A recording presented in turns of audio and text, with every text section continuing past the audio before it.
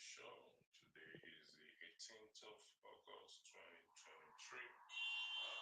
Nice to have back again and on this our segment of love, relationship, romance, and so it's nice to have you. But before I say anything, I would like to, for some days now, things have been coming into my mind. I'm not sure if I'm coming out clear. So, if I need to, for some days in my mind now, there was some few weeks back, show asked after Mama HO. So it's been on my mind to actually bring it up again to give a shout out there that if anyone have heard about her or heard from her should let Dr. Rudolph know. She's one of us, and for some time we've not seen her on this broadcast, nor has anyone said anything about her. Please, if you are out there,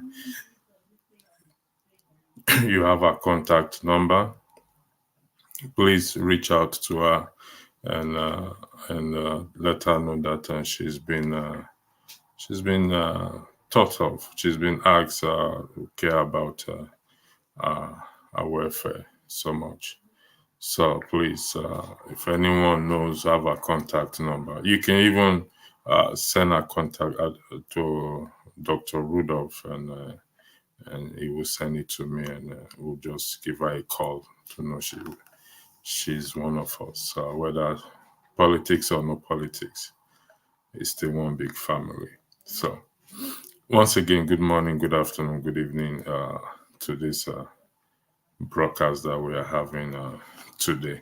There will be a short break for in the course of this broadcast, so that to attend to some technical issue, but this will be resolved. Uh, Also, this broadcast we encourage female participation on needs in respect to the topic, as that will make it give us a balanced discussion on this issue. So, I'm hoping that Priceless Ife, Ngozika, Isimiri, and the few women who are on this normally come up on this platform will come up and discuss this issue, because that's the only way this broadcast will go ahead. It will not be male dominated, and I am not going to sit down and be talking alone to myself on issue of love, romance, and sexual satisfaction. So I'm going to take a break for a few seconds, and I will come back to you. I'll come back to you. So even though this is not the right song to play, but I'll play it for now.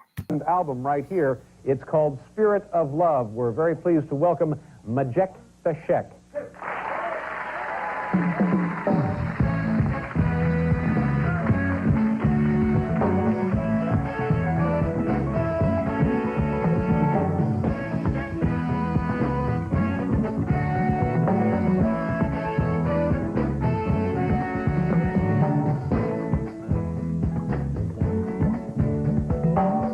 Arise from your sleep, Africa.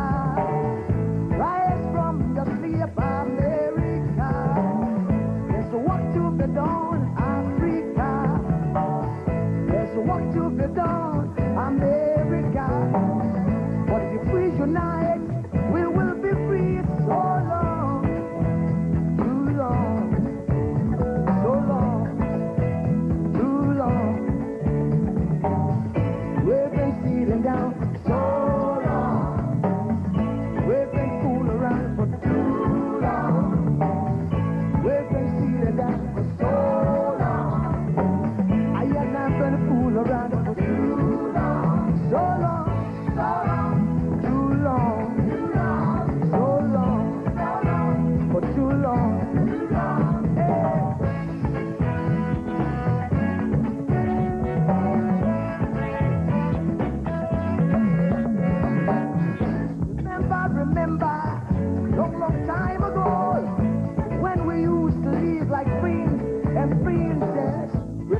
remember the pyramid of Egypt, when we used to live like princes and princesses. Remember, Marcus Garvey, who was the dream for New America. Oh, remember, Martin Luther King, who was the dream for New America. They say you have the right, they say you are brown, they say you have the right, they say you are brown. Only the edges of Jah is white now. Only the edges of God is white. So long, too long, so long, too long. We've been sitting down so long. We've been a fool around for too long.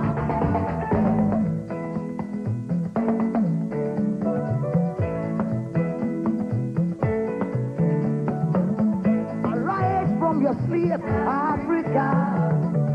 Arise from your sleep, America. There's work to be done, Africa. So much work to be done, America. But if we unite, hey, we will be free so long, too long, so long, too long.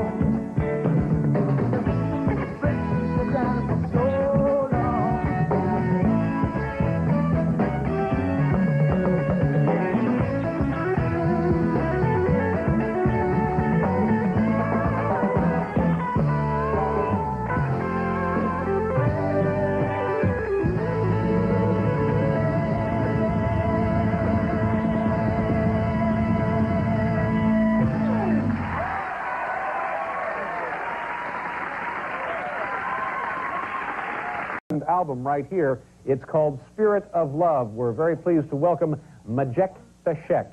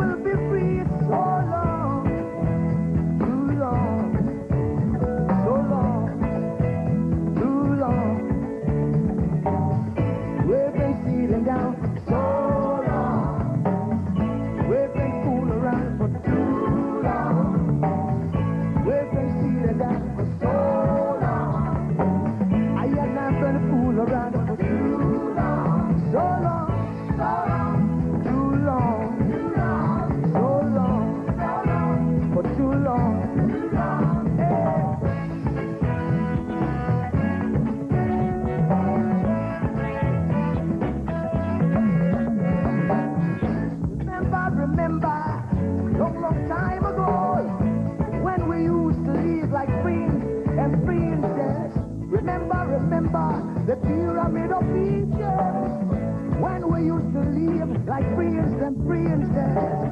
Remember, Marcus Garvey, who was the dream for New America.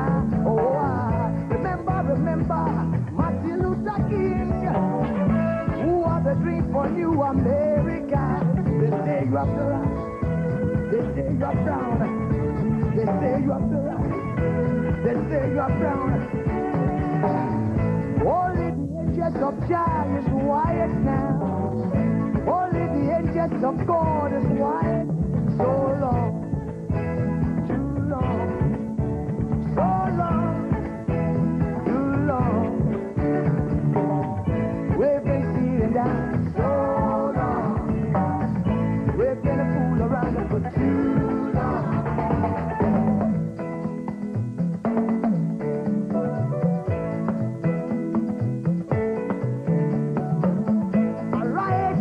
Sleep, Africa.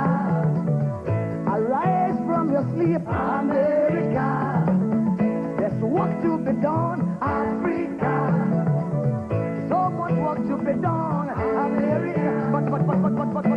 But if we unite, hey, we will be free so long, too long, so long, too long.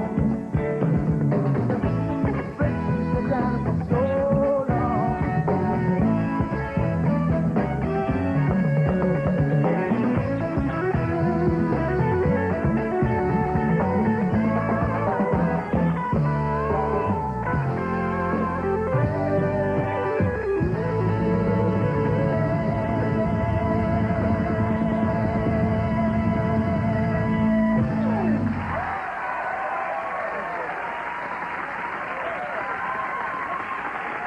Album right here. It's called Spirit of Love. We're very pleased to welcome Majek Beshek.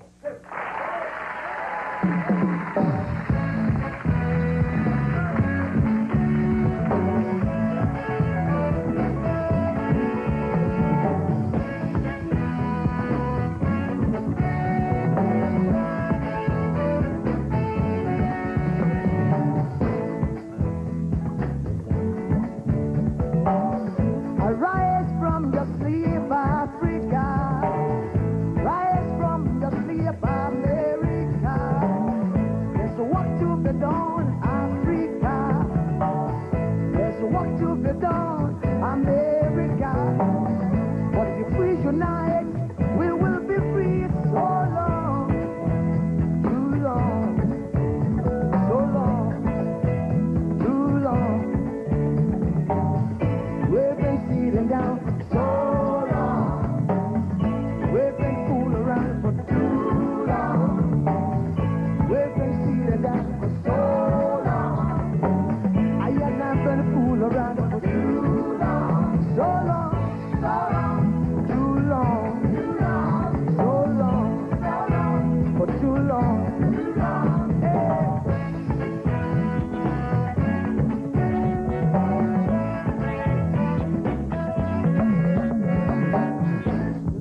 Remember, long time ago, when we used to live like queens and princess. Remember, the pyramid of Egypt, when we used to live like prince and princess. Remember, Marcus Garvey, who are the dream for New America. Oh, remember, Martin Luther King, who are the dream for New America. They say you have the right, they say you are brown, they say you have the right, they say you are brown. Only the angels of Jah is white now. Only the angels of God is white. So long, too long, so long, too long. We've been sitting down so long. We've been a fool around for too long.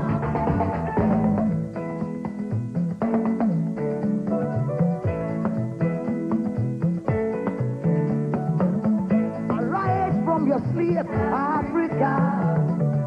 Arise from your sleep, America. There's work to be done, Africa. So much work to be done, America. But if we unite, hey, we will be free so long, too long, so long, too long. Friends, sit down for so long.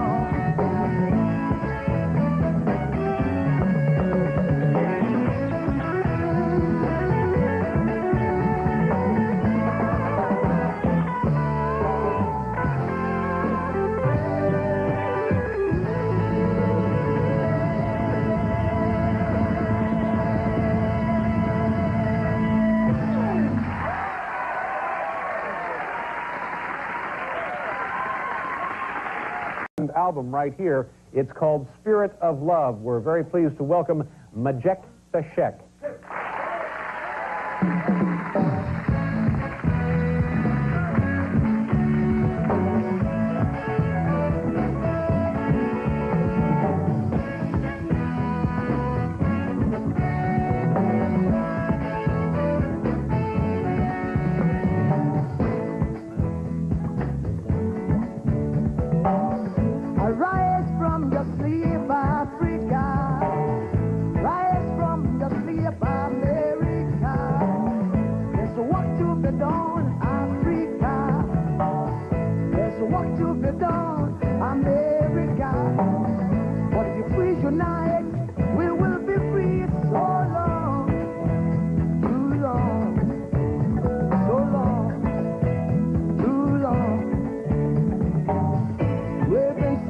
down so long.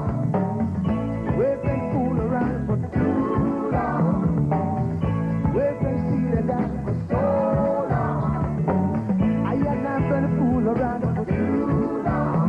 So long, so long, too long, so long, for too long. Hey.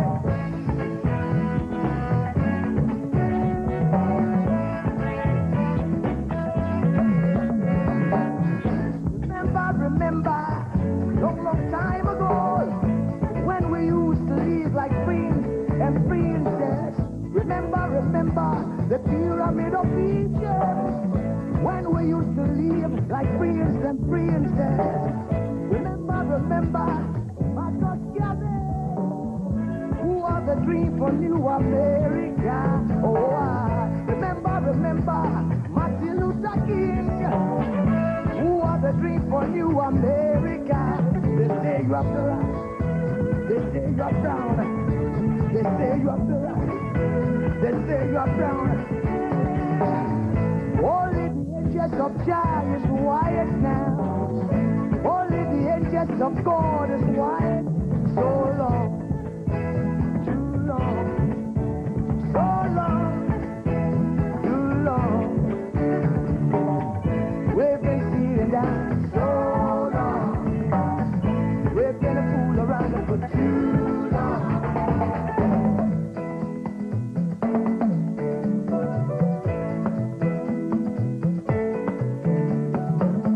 Arise from your sleep, Africa. Arise from your sleep, America. There's work to be done, Africa. So much work to be done, America. But if we unite, hey, we will be free so long, too long, so long, too long. Free down so long.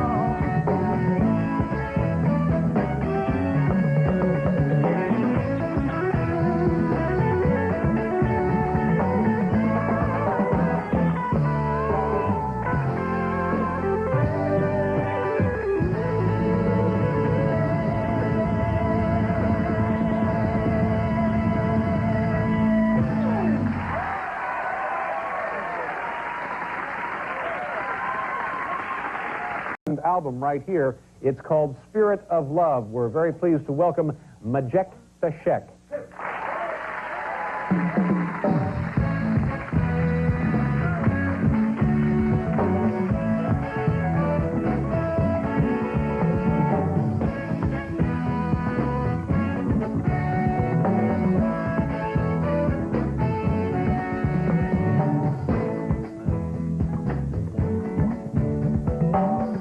Arise from your sleep, Africa.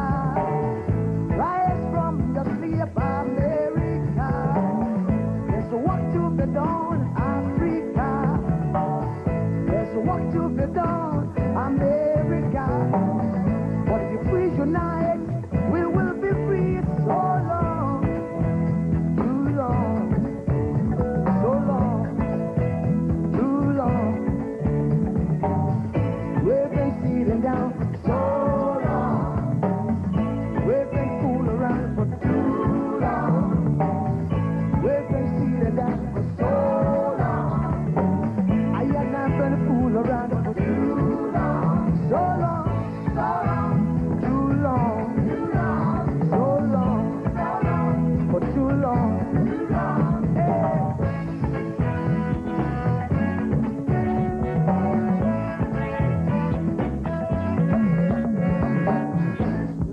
Remember, long time ago, when we used to live like prince and princess. Remember, the pyramid of Egypt, when we used to live like prince and princess. Remember, Marcus Garvey, who had the dream for New America. Oh, remember, Martin Luther King, who had the dream for New America. They say you have the right, they say you are brown, they say you have the right, They say you are brown. Only the angels of Jah is white now. Only the angels of God is white. So long, too long, so long, too long. We've been sitting down so long. We've been a fool around for too long.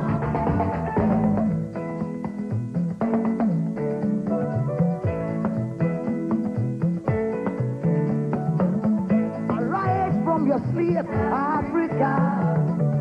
Arise from your sleep, America.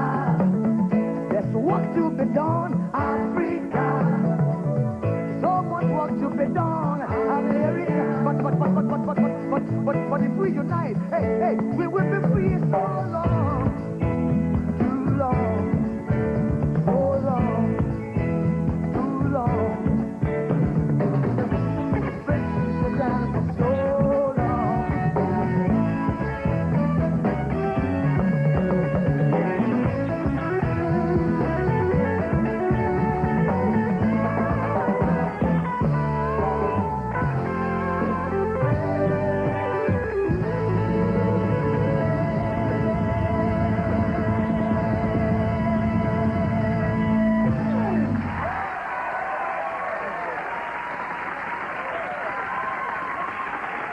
Album right here. It's called Spirit of Love. We're very pleased to welcome Majek Feshek.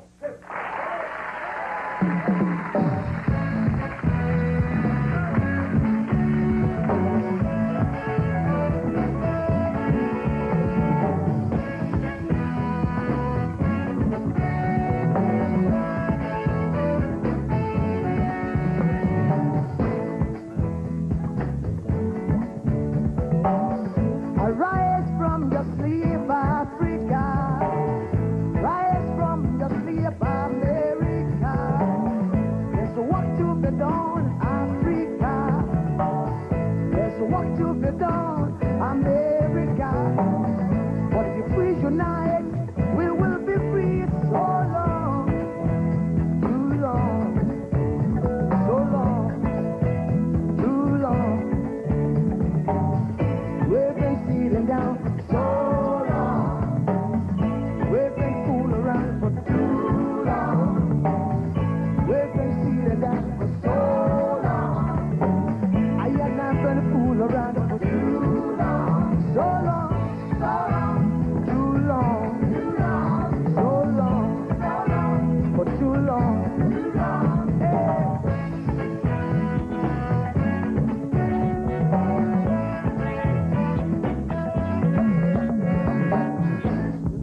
Remember, long time ago, when we used to live like prince and princess.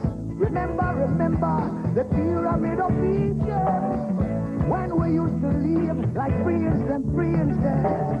Remember, Marcus Garvey, who was the dream for New America. Oh, remember, Martin Luther King, who are the dream for New America. They say you have the right. They say you are brown. They say you have the right. They say you are brown. Only the angels of Jah is white now. Only the angels of God is white. So long, too long, so long, too long. We've been sitting down so long. We've been a fool around for too long.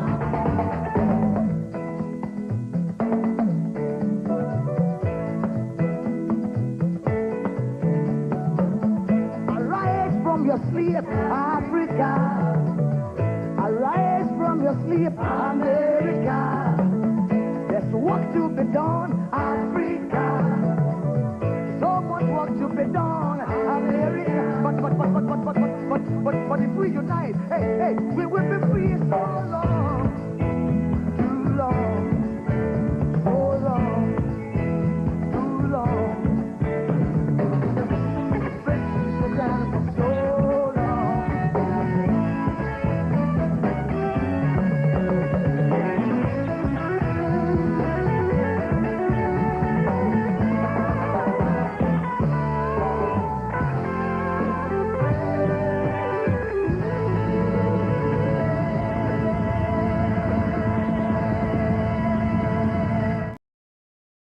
Yeah, thank you.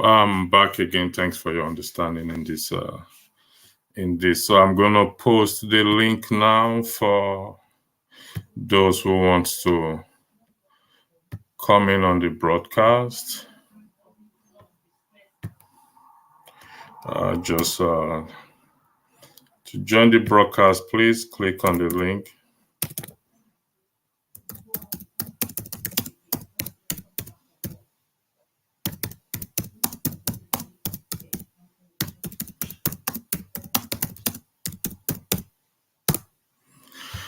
Yeah, again, thank you for your understanding in this matter.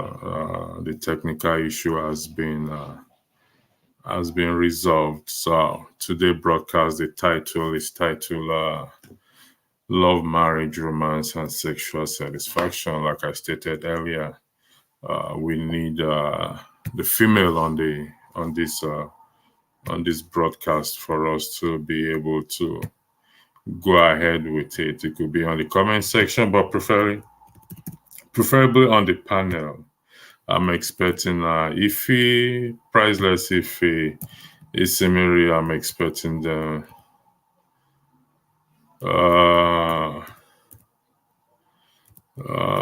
there's some comment here, so I'm going to highlight Uzo. You said this is cool. Thank you very much. Zola, thank you for the red, black, and green hearts. I don't know what that means. Okay, I'm used to red. Love, haha, I can't wait. There, I'm back now. So, Zola, if you want to join the platform, please. Good morning. As it is a conversation today or your monologue? It is meant to be a conversation, not a monologue. I can't do this as a monologue. Not possible. It is meant.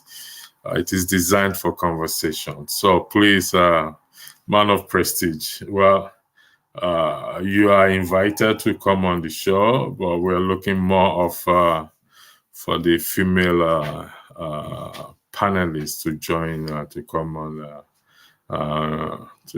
on the platform for us to have this discussion. But man of prestige, you can come, you can join the platform as well too. It's not a monologue, please. For the record, this is not a monologue. This is a conversation we are supposed to have. Please, please, we must not shy away. It's not all about politics, please. Let's come and talk about other issues. Salute at to Niger, Zola, and I wasn't even born in this time. So what time were you born in? Love, romance, marriage, and sexual satisfaction is a universal language. So it doesn't matter when you were born. So, and I don't know what, Kazu, you don't even have what, please, could you? You don't even have, I don't know if you're referencing to me, but I guess you are talking to a man of prestige that he doesn't even have a girlfriend. Man of prestige, Kazozia Empire is saying that you don't have a girlfriend. So, and Elo, how are you going to talk to us about relationship to Niger? Well, what do you mean? Are you, to Niger is an expert in that issue. In my opinion, I'm hearing my opinion. He's an expert in that matter. So don't underrate to Niger, please. I beg of you. Casual expert, empire, zero, etc. Yeah, these are the issues that we deal with every day, and whether we like it or not, we have to talk about it, please. And to Niger, totally embarrassing his Pan-Africanist spirit. Well, it's not embarrassing anyone. To Niger, don't let them put you off, please. Welcome to the show. Misunderstood. Who is this? His voice is different from To Niger. Yes, I'm not To Niger. I go by the nickname Electricity. So To Niger is an old player on this platform. I think it will be coming soon. I'm new, so you are more familiar with To Niger. No, like I said, I am not To Niger, as you can see The name there is Electricity. So that's the stage name I go by. So, but that should not deter you from coming on the platform. I'm expecting the ladies to join this discussion. Unfortunately, none of them they engineer, or one of them engineer this broadcast. So let me see. You said, hold on one second. I'm confused. Why do you have his name? I don't have his name. It's Electricity. Is Electricity not showing there? I don't have two Nigeria's name. I don't understand.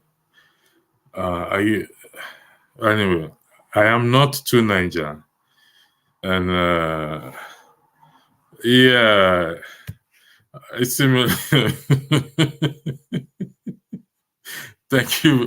Thank you for coming in. Oh wow, you're looking good today, this evening, and you're looking great. Thank you for coming for coming on the show. Like I said, I kept my word that I'm going to run this show when you raise it up. So, and that's why I don't know what. Just give me 1 second. I just need to too big to run your own platform now at 290. I don't know what's. You know what? Today is not for comment. I will take some comment. I will take comment. I will highlight comment. It's simply welcome. I will give the floor for you to say hi to me and to the audience, the viewers, and those in the comment section before we now go ahead. So I yield the floor to you. Thank you very much. Hello, Electricity. Hi, viewers, wherever you are on this planet. Thank you for joining us. This is a sensitive topic. I'm not an expert in this space, but I'm hoping that our honorable ladies will do us a favor to join us to have this discussed. I don't believe that anyone out there judging the panelists by their contribution is going to actually make changes. It's good to speak out. There will always be stones thrown at someone who speaks, but if you feel that you have something to say, please join us. Don't let it be just me, because I'm not an expert in this area, but I'll just speak what I believe in. And then you be the judge as you wish. Okay? Thank you. Thank you, Isemuri, for that. This space, no one is an expert in it. That's number one. And no one can claim to be expert in it. That's number two. Number three, this discussion is not judgmental, will not be a judgmental discussion. It will be a discussion for us to talk and enlighten, particularly within the space of the description of the program. Unfortunately, a lot will depend on you, Isemuri. A lot of questions will be thrown at you, and you will speak more than me in this subject that we are about to talk about. Love, because I remember the last time we spoke, we suspended it, postponing to have a special program on it, and I said before the month runs out, we will do that. So that is what we are doing today. Someone, let me highlight. I'll highlight some few comments for you to weigh on it. And someone said, "Now waiting be this too much. Jack. It's often fun of her." It's a when Dr. Dami turn this kind. Yeah, you people are on your own. These are the things that plague us, and you call it anyway. So it's one man went to more. The policy on this regard is set by Dr. Damages or Rudolph is for anyone who comes on the platform to have their camera on. Prior to this program, let me clarify myself. Prior to this program, I spoke with Dr. Rudolph that I need an exception to some ladies who will want to come without having their camera on. And that exception was not approved, and I respect that. So it's not something against you, as you highlighted on the private chat. I didn't set the policy as well too. I even asked for permission, and it was not granted. So there'll be no exception in this regard. Please don't take it personal in this matter. So if you have your camera on, I will let you on. I want people to come as well too, but they are shy to have their camera on, and I can't help it. It's policy. So I have to respect it. So I don't know where you want to start from, Mr. Murray, from the front, from love, marriage, romance, or sexual satisfaction. Which one are you going to start from? Like I said, a lot will depend on you. But if we go by the Kazo Empire and Mr. James. Oh, Mr. James is here. Thank God. Mr. James' name came up on the description. Mr. James' name came up on the description. I'm expecting, what's her name? Ngozika also to come on this platform, because Ngozika actually said that Nigerian men are romantically lazy. So you need to have your camera on, Kazora Empire. So please, I didn't know when I have you. Please have your camera on, then I will bring you back to the platform. Mr. James said he cannot kiss his wife in public because it is immorality. So Mr. James, welcome to the show, and thank you for coming. Our respected historian. I have you as my second century historian. So let's start with Ngozika's opinion. Unfortunately, she's not here. That Nigerian men are romantically lazy. Do you agree with that, Isimene, please?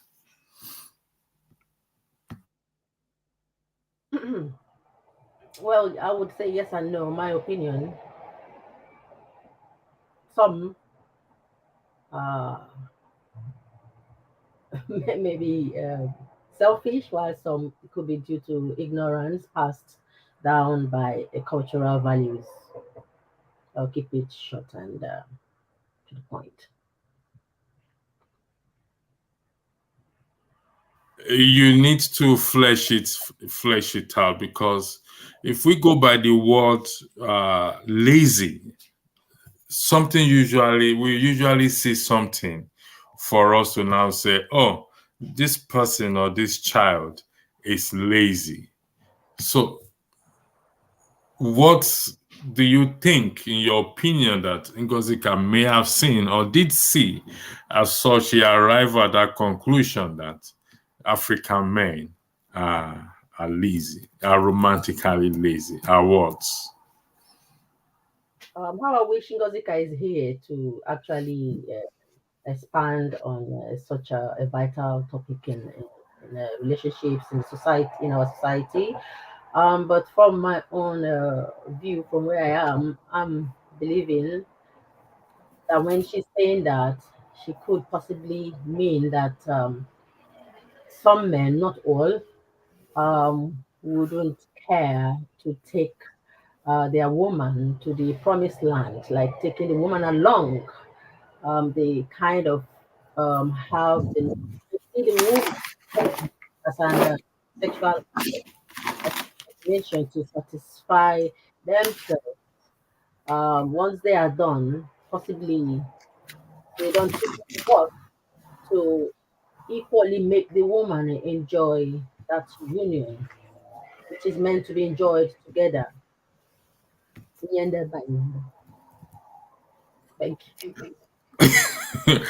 uh, I will I will come back to what you said, Mr. James. The floor is yours again. Welcome to the platform. So let's hear your take on this issue, please. Thank you. Yeah, thank you. Please, I want to correct something. I'm not a historian. I'm a geographer. You are not loud, Mr. James. I'm not hearing you clearly. Sorry. You refer to me as a historian. Yeah, yes, I did. It's just a sense of humor, Mr. James. It's not. Don't take it seriously. No, no, But it's nothing wrong. I'm a geographer. okay. I'm a For the geographer. record, Mr. James is a geographer. Just to correct the record, Yeah, in terms of his background, he's a geographer. I yeah, want the record to reflect that. Uh, yeah, However, on my own, in my times of dealing with you, I also consider you as an historian because you've provided us and this channel history that most of us do not know. While your discipline, your background is a geographer, as you said, which I have corrected the record. To me and to some people, you are an historian, which we appreciate greatly. So the floor is back to you, Mr. James, please. okay, thank you very much. There's nothing wrong being an historian. Okay, now, um, you see, I was reluctant to come on board for one reason. I'm sure in one of my previous appearance on this platform, I made it known to you guys that I was brought up in Benin City. I'm not a Benin man, but that is where I was brought up. This kind of things, we are not actually brought up to, how do I put it, to discuss this kind of matters in public. You get what I mean? That is Benin, I left Benin during Shagare's administration. Up till that time, these kind of things are more or less, it is part and parcel of morality to discuss these kind of things in public. What happens between you and your partner behind the scene is not, these are not issues to be discussed in public. This is why I was a little bit reluctant to come on board, but I don't know how to put these matters. I mean, because if I'm to discuss, I will use a lot of what the English call euphemisms. I cannot go straight to the point, and I cannot go straight to the point because I have to put it in a way that will be less traditionally inoffensive. I'm sure you get what I mean. Is it Ngozika? She made a statement some time ago. I'm sure maybe what she's referring to is, you know, if the man's cutlass is not sharp, you know what I mean? If the cutlass is not sharp, then, I mean, they know what to do to make it sharper, something like that. Maybe that's what she was referring to. It's a pity I will not be able to discuss much as far as this matter is concerned. Mr. James, I think we need to understand one thing. Yes, the matter is a sensitive matter. I can agree with you on that. Nevertheless, I don't think it's something that we should not discuss in the public space. If you go on your YouTube channel, your TikTok and everywhere, even in the church and everything, this matter is discussed.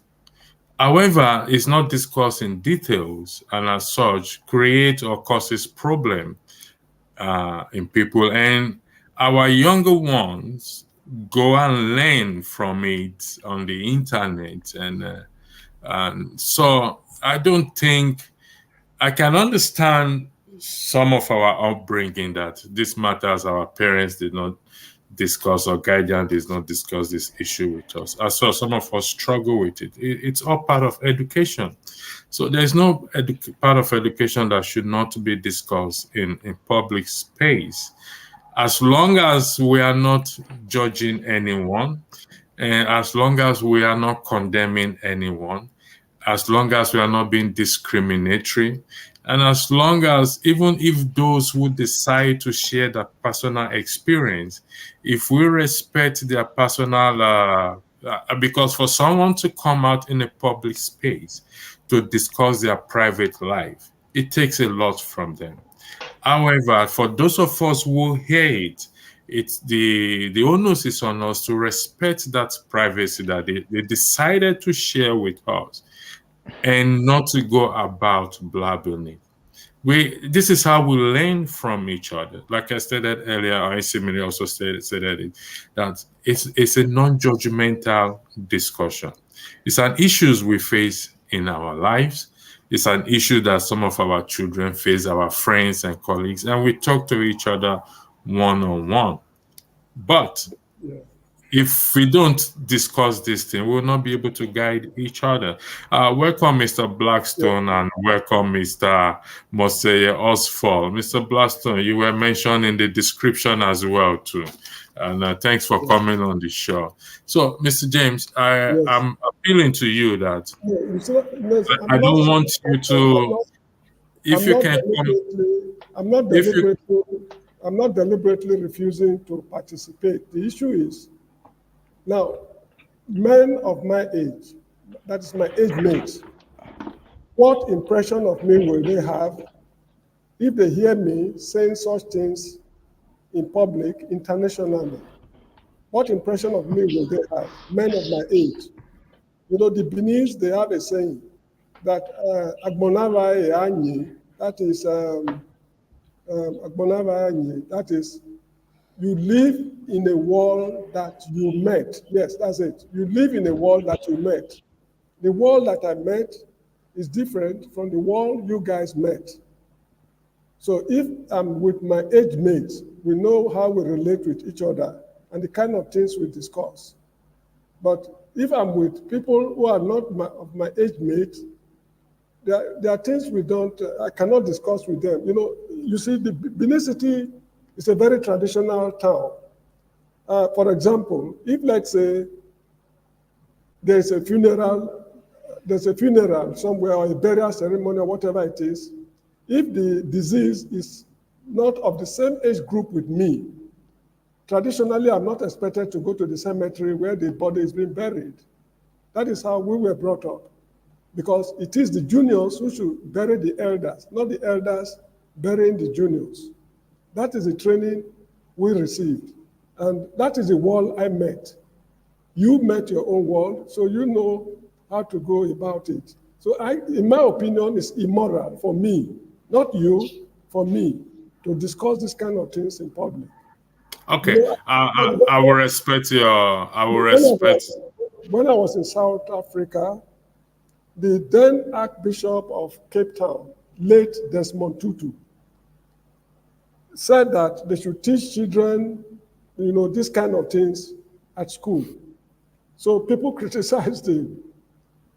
Then he now asked them a question. People criticized him that these things are immoral.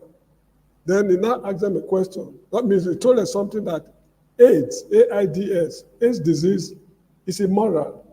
And teaching this kind of things is also immoral. But we are faced with a situation whereby we choose the lesser of two evils. Is it better to teach them this kind of things, or we teach them AIDS? I mean, we allow them to contact AIDS. So it is left for members of the public to decide. Actually, I'm sorry, just let me be an onlooker. I'm not comfortable. All right. Thank you very much. I'm going to respect, in order not to overflog this issue, I'm going to respect your decision. The platform is not balanced. We have 4 men, Mr. James, an onlooker, so we have 3 men, and we need the ladies. I hope Priceless Ife is hearing me, and I hope, what's her name again? The other ladies, Ngozika also. she's hearing me. Ngozika is a regular feature and priceless. And I hope I don't think it will be fair on Isimiri to take all the questions from men because this situation surrounds women because the complaint seems to come from them that men don't understand what love or romance and sexual satisfaction is. So therefore, I will. I think the women should come out and defend their men here that this is incorrect. Not if you leave it for the men, they will tell you the otherwise. So we need this platform to be balanced in fairness to Isimili who have come to join us. Now, Isimili, you mentioned the promised land. We're taking it from the back. We'll start. First, let's try and define. Let's see if we can define what is romance. That's the first thing we need to define. I know the dictionary there's a dictionary meaning to it, but it's subject to argument because what I consider as romance may not be what Mr. Blackstone or Mr. James or Moseye Osford. So I will start from Isimili. What is your understanding of what romance is, please?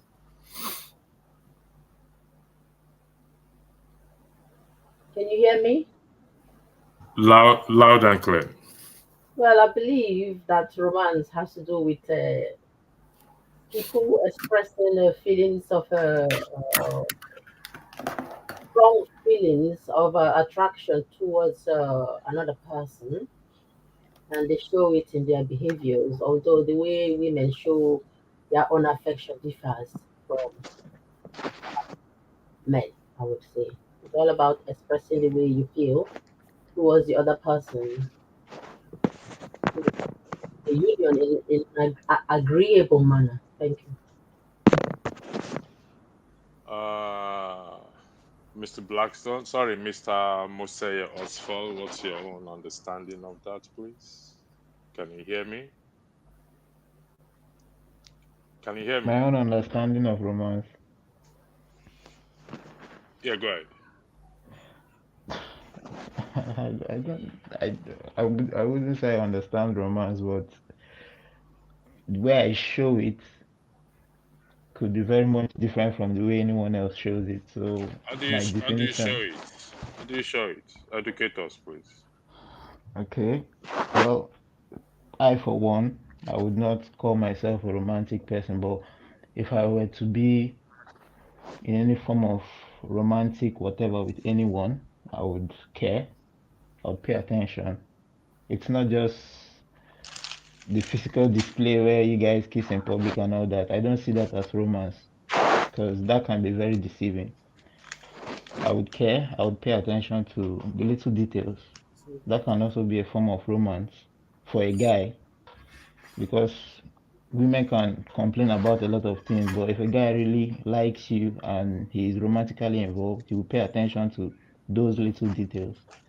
So for me,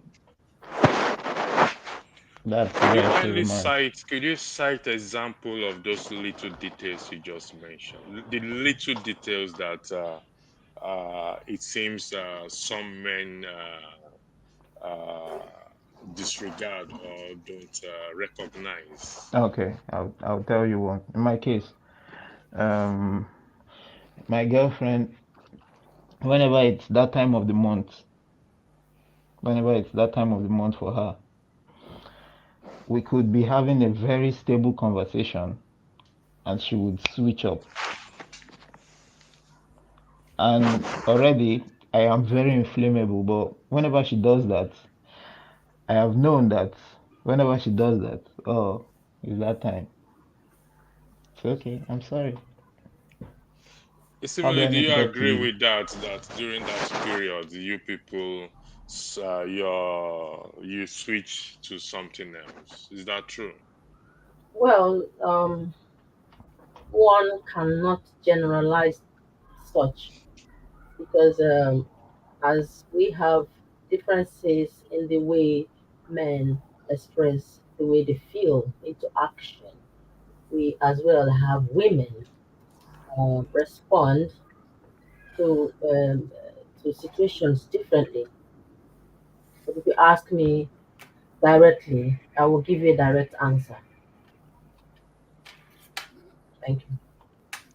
All right. We're thank you, Mr. Maxwell. Before I continue, come back to you and Isimili, there's a few questions I'm going to put to you, particularly this. I will give the floor to Mr. Blackstone to give us his own definition or understanding. Mr. Blackstone, you said, according to the description, which you must have read yourself, you said, quote and unquote, that anything outside the inner chamber, any romance outside the inner chamber, it's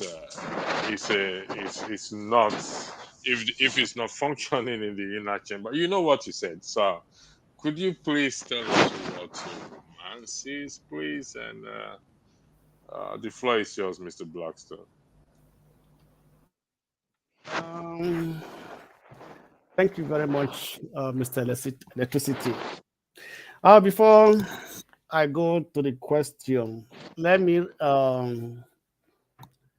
uh, refer to Mr. James from his submission, right?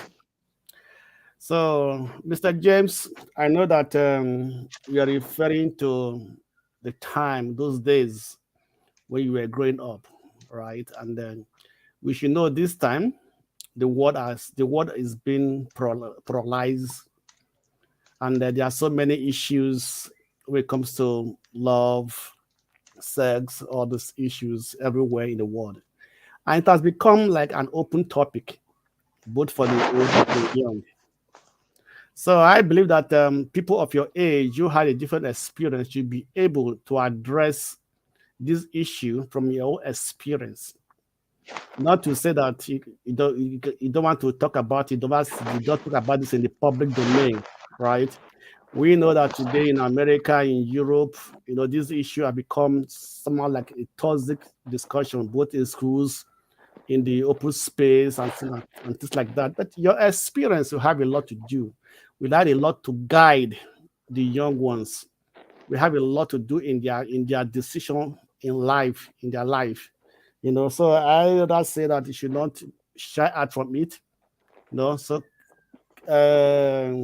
give your contribution from your personal experience, and also advise the young ones what to do in this aspect in case they come into this situation, they don't know what decision to take, what to do. So your humble advice will have a long way to go in helping these young ones who are growing up today in this environment whereby everybody seems to be confused. And that's just what I want to put on to you from your submission. Thank you, Mr. James.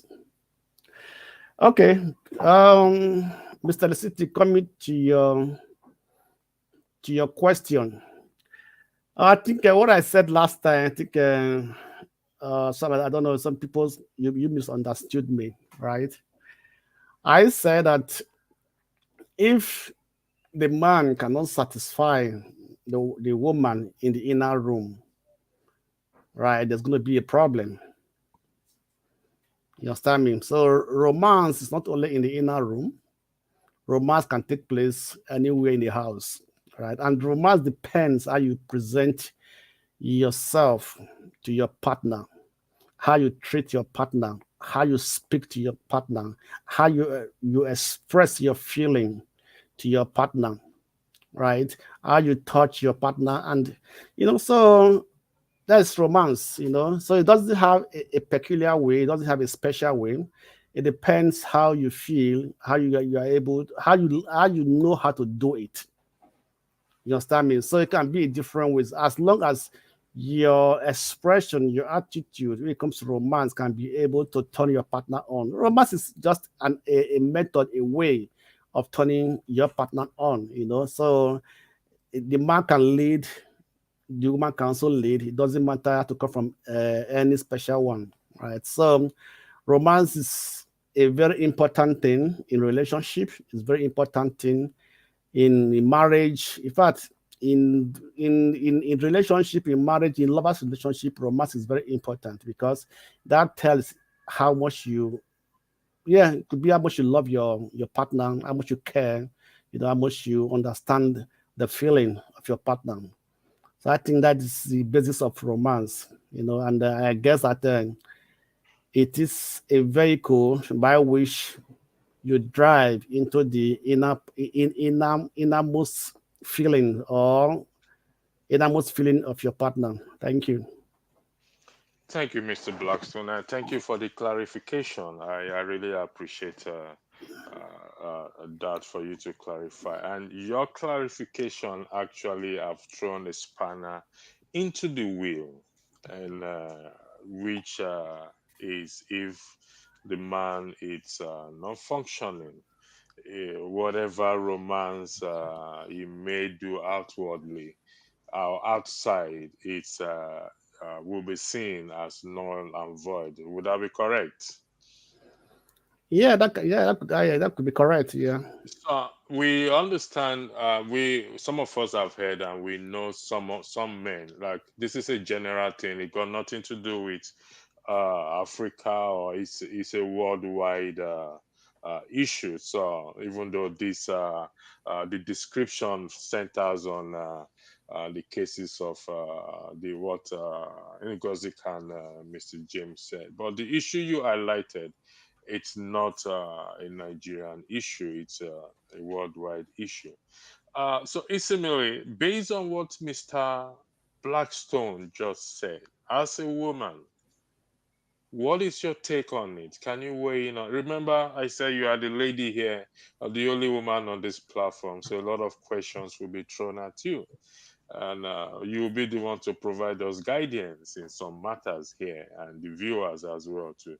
Unfortunately, you are the only one here, but I believe you are well capable of. You've prepared for this day, so you came in all black. I'm, I'm just So, going slow. so based on what Mr. Blackstone just said, without a shadow of doubt, some women, some men have this issue. Some of them don't even disclose it, and and when it comes to some of them get married in the process, and after marriage they now realize that, oh, this man is not functioning. What advice will you give to women out there in facing such situation? Well, as an African, I believe growing up, it's like things like this should never be talked about.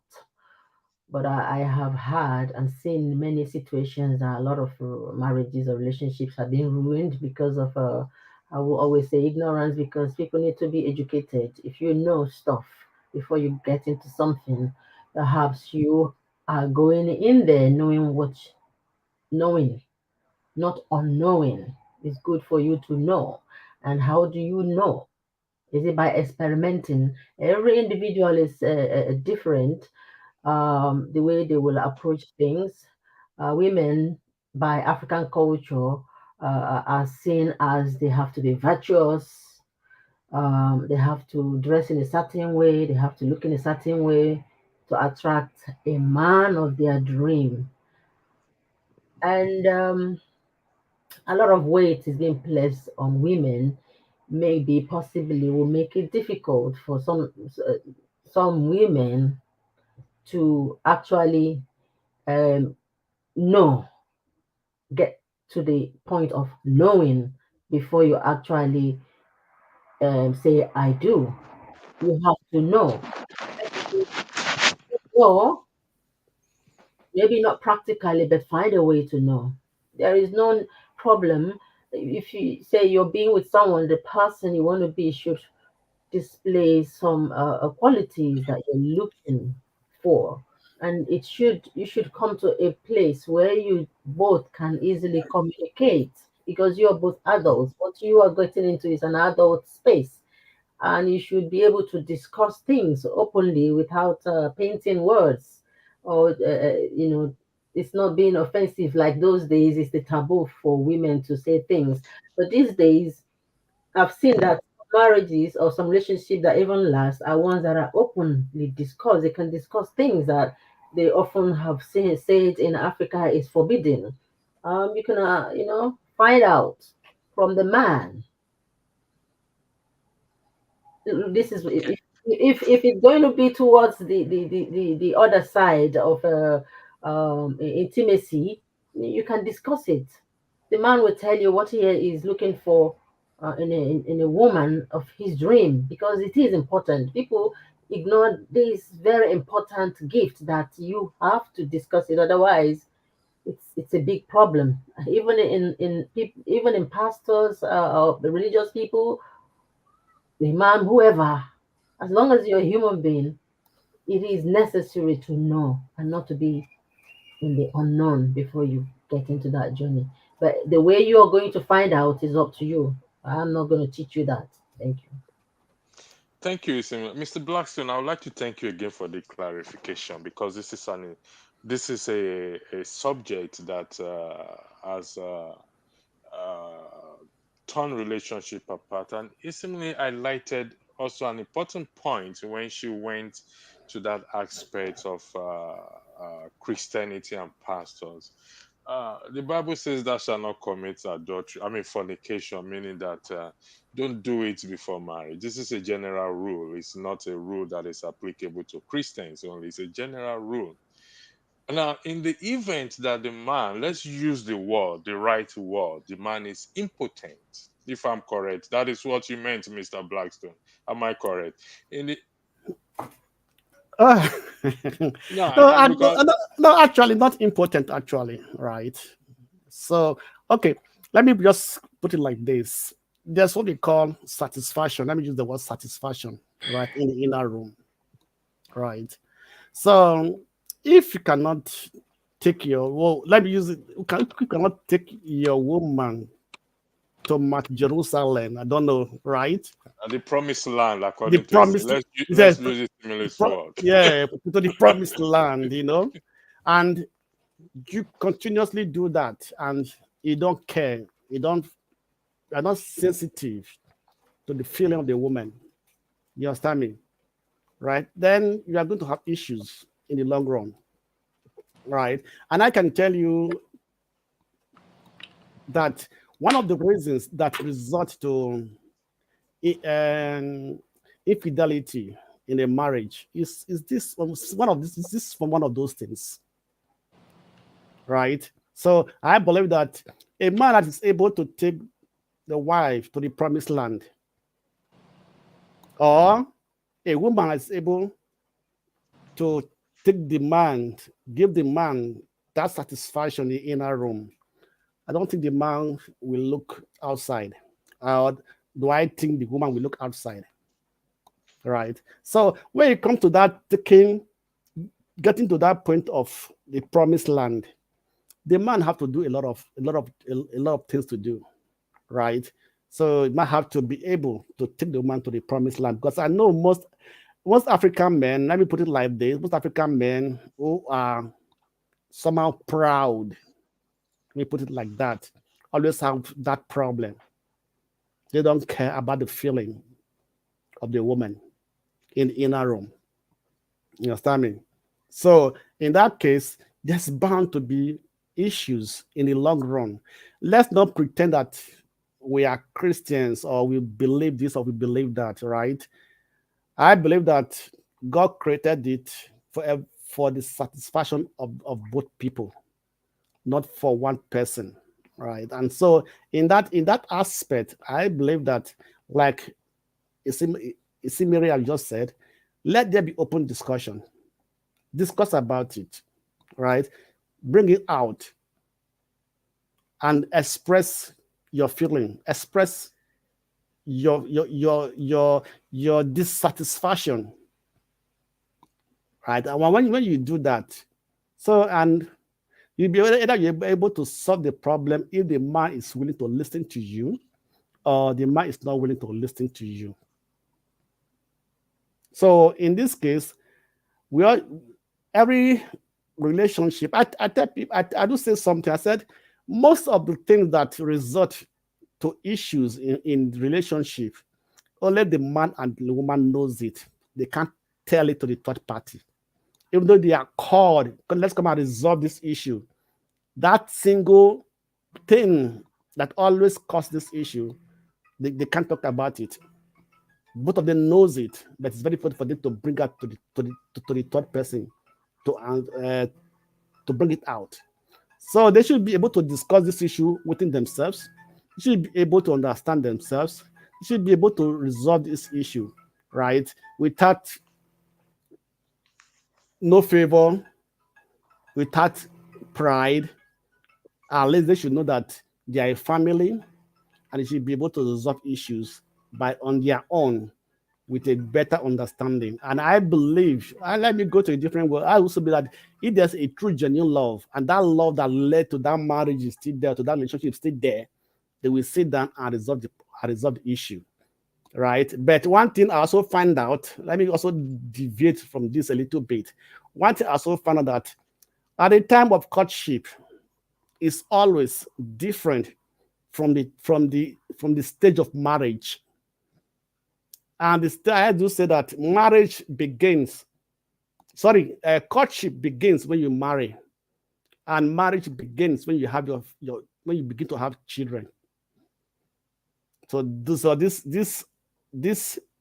uh this time of relationship differs because when you begin to live with your partner one on one, then you begin to see things you don't know before, right? When you get married, when you have children, the first child, you begin to see a different person, a different lifestyle, a different thing. That responsibility comes in. So I say that at the time you call courtship, you are just still playing games. When you get married, that's when courtship begins, and when you have your first child, that's when marriage begins. Thank you. Thank you, Mr. Blackstone, man of prestige. You're welcome to the show. I don't know who Maddy Peace is on the comment section. He said, I'm not going to highlight it. He said, I will, this platform will be destroyed with what is being introduced. Okay. Uh, the platform will never be destroyed, number one. And because we are discussing life issues. Number two, the CEO of this platform, Rudolph, I don't run any program without running it by him. If I write anything out, I sent it to him for both approval and editing. So he owns the channel. If he knows something is going to destroy his channel, he will not allow it. So it's better at times to ask for questions or to keep an open mind. It's like we're talking about politics. This is life as well too. I hope I've been able to clarify. So keep an open mind. You will learn. You will learn from it. Okay. Welcome again, man of prestige. Welcome, triple man. Now, in respect to that satisfaction uh, that Mr. Blackstone did highlight and similarly, I stand to be corrected. Every man gets to that promised land, regardless, yes or no. To the men,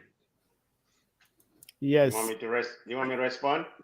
no, it's a yes, general question. Yes, no, yes, yes, no. yes, So, ev- Yeah, but it's the hold, way hold Black. on one second, man of prestige. You know what the yes, promised land is. We all get to that promised land regardless. The focus is the man taking the woman to the promised land. I don't know why why our women apologize for that comment. Why our women are not coming on this show. We have uh one, two, three, four, five one man on the mo is in the background. I'll have to bring him in. Uh, Priceless Ife, please, if you are there, I mean, can you please come on this platform? I'm begging you. in the name of Dr. Rudolph. This show is for women, to be honest, not men, and it's not fair on this evening. Ngozika, you started this discussion and you've gone away. Anyway, one man went to more. Welcome. Triple man, I think it's your turn to have a say to weigh into this matter in terms of the promised land. Please, thank you. Sorry, can I just take a moment? I'll leave in No, 3 minutes. man on the wall. You won't do that. You have to wait for your turn with due respect. Thank you very You're much. always in a hurry. One man, relax. Okay. Thank you so much, Electricity. Thank you for having me. And this is such a broad matter that should be discussed. Number one, love is in the bedroom, and that's where it all begins. And there should be balance when it comes to relationship. I'm one of those who believe that it should be sex after marriage. I believe in sex after marriage, but there has been some issue that someone asked me one day that there was a story that he had about this. We Christians would believe that sex should be an issue that should take place not before the marriage, but after the marriage. Then he asked me, what in the sense where that these two Christian couple got engaged in church and went through the marriage counseling through the church, and everything was done the Christian way. They had a courtship the Christian way, and everything was fine. And then they got into the wedding, and they did the wedding, and they were to have their first relationship on bed for the first time on their wedding night. And then while they were relaxed in the hotel after the wedding and everything, and they have to relate. And then the lady went to shower and came back to bed, and the guy went to shower and came back, and was like, okay, they have to get started. And within few minutes, it wasn't even few minutes, and then it was over. And the lady was a bit confused, not knowing whether something happened or not. So it appeared that the young man himself has a very, very little position down there, and the position was very, very, very, very, very little, that the lady didn't understand what happened. And then in that case, that means that she had to live with that all her life. There wouldn't be satisfaction. And he was asking me, in that case, if that lady is to be your sister, or what are you going to do? What are you going to advise that lady to do when she didn't know that position? Was it not right that they discuss such things? So, and I said, that's why sometimes it's good to discuss it, talk about it, and all of that, so that you know what you get in the end. So when you talk about romance, it is vast when it comes to romance. Romance is not only an event that happens on bed. There are so many ways a man should show care and that very love romantically to the woman. Apart from maybe gifting her and things like that, it's also part of romance. So, but if we are talking about romance in the room, well, it should be something that has to be explored, irrespective of your age or beliefs or faith. It should be something that both parties should enjoy, because I know that there are some men that are very traditional. They're so traditional that it has to be, just get in and just do. And there are also some men who are very spiritual with regards to things like that. In fact, for them to go into it is like that Christian ritual. and it's kind of a ritual, kind of a thing. They're so spiritual to it that they even pray on it. So such things these are natural things. The things of the spirit, and things of the flesh should be of the flesh. So, and that does not mean sin. So there should be proper foreplay and from both sides, and the man should make sure that the woman also is fully satisfied, because it's not a one-sided event. And most cases you find that men are always, once they are satisfied, they're off. They don't even care about the lady. But it should be something that they can even talk about. Ask the woman, are you fine? Is it okay? Or what can I do? And also today science and technology has really helped, in so many ways, that these things, both couple can discuss it and find the best way that is good for them. If it is something that they have to go for the doctor to take care of and and then it should be done, so that they should have that full satisfaction. Otherwise, there's going to be a problem, because like I said, love is in the bedroom. If you don't get it right there, other issues might end up popping up. So let me just hang in there and give others opportunity. I'll come Thank back you in a very bit. much. I will come All back right. to you. I will come back to you, Triple Man, because you highlighted some important point. And like I said, I'm not happy that I don't have women on this platform. I only have one woman on this platform. Uh, uh, but before I come All to right. you, no, one man went to more. Mr. Man of Prestige was here before you, so No, let him go. Let him go. Let one man go. I'm good. okay. Go Yeah, ahead, Isimele, one thank I'll man. come you. to you. No, just hold on. Thank you, about San Diego. I want to really come in for a moment, not really to speak to whatever topic that you're speaking to. I only really came in to support to Niger, who supports my platform greatly. That person that you didn't let in, Kaizorian Empire, is one of the leading emerging black voices on the internet. So he's one of the leading emerging voices on the internet. That guy you didn't let in. And to Niger, he doesn't even show his face when he's streaming. So I'm not quite sure, when you're running his platform, you should be insisting that people should have their cameras on. So the guy that owns the platform himself, he doesn't switch on his camera. So why are you insisting that people must? All right. Point of. Let me ask you for clarification. You said to Niger or Dr. Rudolph? To Niger, I think you are conflating where you are. You are Well, running to Niger's platform, and he never uh, shows his face on his stream. We only well, really came in to support him, and you are I'm running. If I understand very well, I'm running Dr. Rudolph platform. Except something went wrong somewhere, because Dr. Rudolph, we put this up, so it couldn't have been to Niger platform. However, I think maybe something must have gone wrong.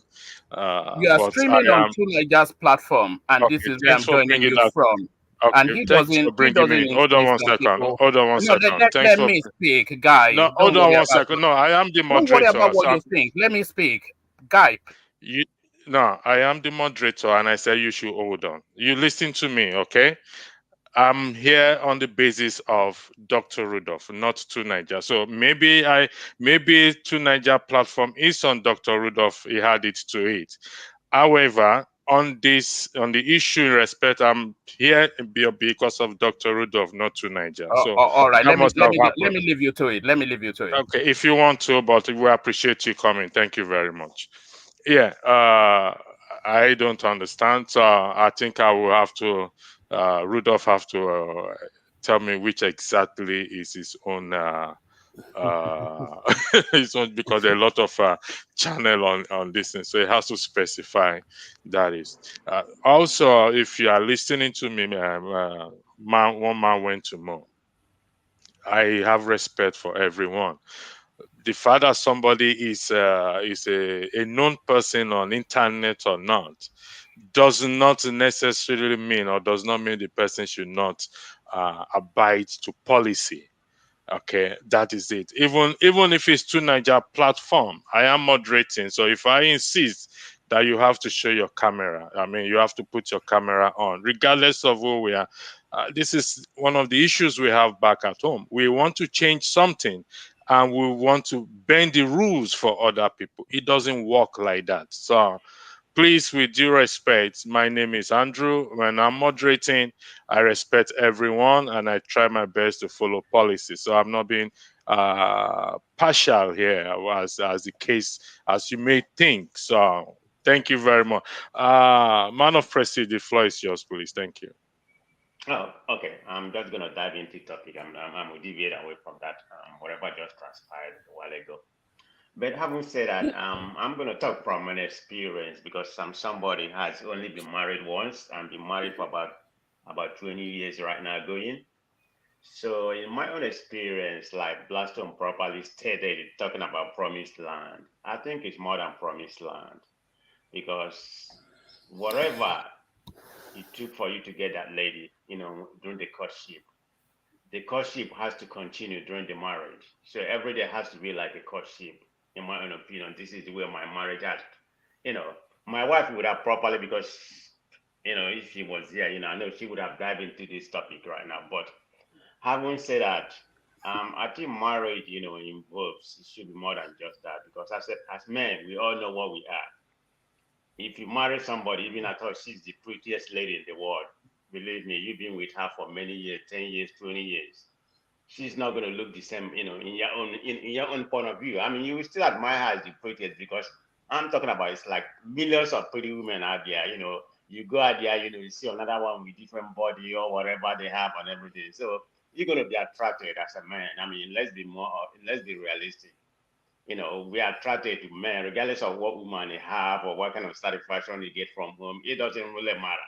That's not going to give you. That's the way we are just built. We're going to be attracted to so many beautiful women out there. So it's for you to be able to handle it, depending on your mentality. I mean, you can talk to them, but let it be that. There should be a boundary. So that's the way I look at marriage. The courtship has to continue. Even the taking somebody to the promised land, it involves more than that. I mean, women like different things. It's not just that promised land, which is wherever they get. I'm not going to use that word. We all know what we are talking about. So there has to be fair play and all that kind of things. I mean, it's just a continuous. So whatever it takes to get the person, you have to use the same narrative to keep them. You want to interject as a woman? I give you the right to do that. You see me? Go ahead. Hello, man of prestige. Very nice to have you join us. Yeah, Man of Prestige, go ahead, please. I'll go ahead. Oh, okay. I thought she wants to interject as a woman, so I'm giving her the privilege. I'm trying to. Okay, let her interject. Take it. Go ahead, please. Thank you. Okay, like knowingly or unknowingly, I think I may have started the use of that word promised land, and it's a kind of an umbrella which is deep, and anyone is free to express it whichever way they deem fit. People that have feelings, do you know what I mean? When I mean promised land, is deeper than just that Garden of Eden or promised land. For my promised land with whoever I'm loving or whoever I'm in the bedroom with, we decide our promised land, which may be different from another person's promised land. So it's just a generic kind of an umbrella word, just to clarify that. Thank you. Okay, thank you, and thank you, Simile. I didn't listen to you when you spoke. I think I started listening when Blackstone was speaking. So I took it from point of view where, as a man, where Blackstone was speaking. I know what we mean by promised land. So I thought it was just one of something when you say I promised took land. out. Yeah, I took her on. I took the word from her, and so like she said, it is a very wide. Okay. Let me say, Okay. wide as the sea. You understand me? So explore. You can, yeah. Oh, okay, I thought it was more narrow than that, but No, anyway, no. I won't say that. Let me proceed. So, like we are Man of talking, Prestige, I apologize for interrupting or interjecting you. yeah. Sorry, I was just speaking with Dr. Rudolph on the phone there. So I am broadcasting from his platform, and any other channel is connected to his platform. So I'm not broadcasting from Two Niger platform. Thank you. Go ahead, Man of Prestige. Okay. So marriage, marriage is very interesting. Like I was saying earlier, you have to keep on working on the marriage. It has to be every day. I mean,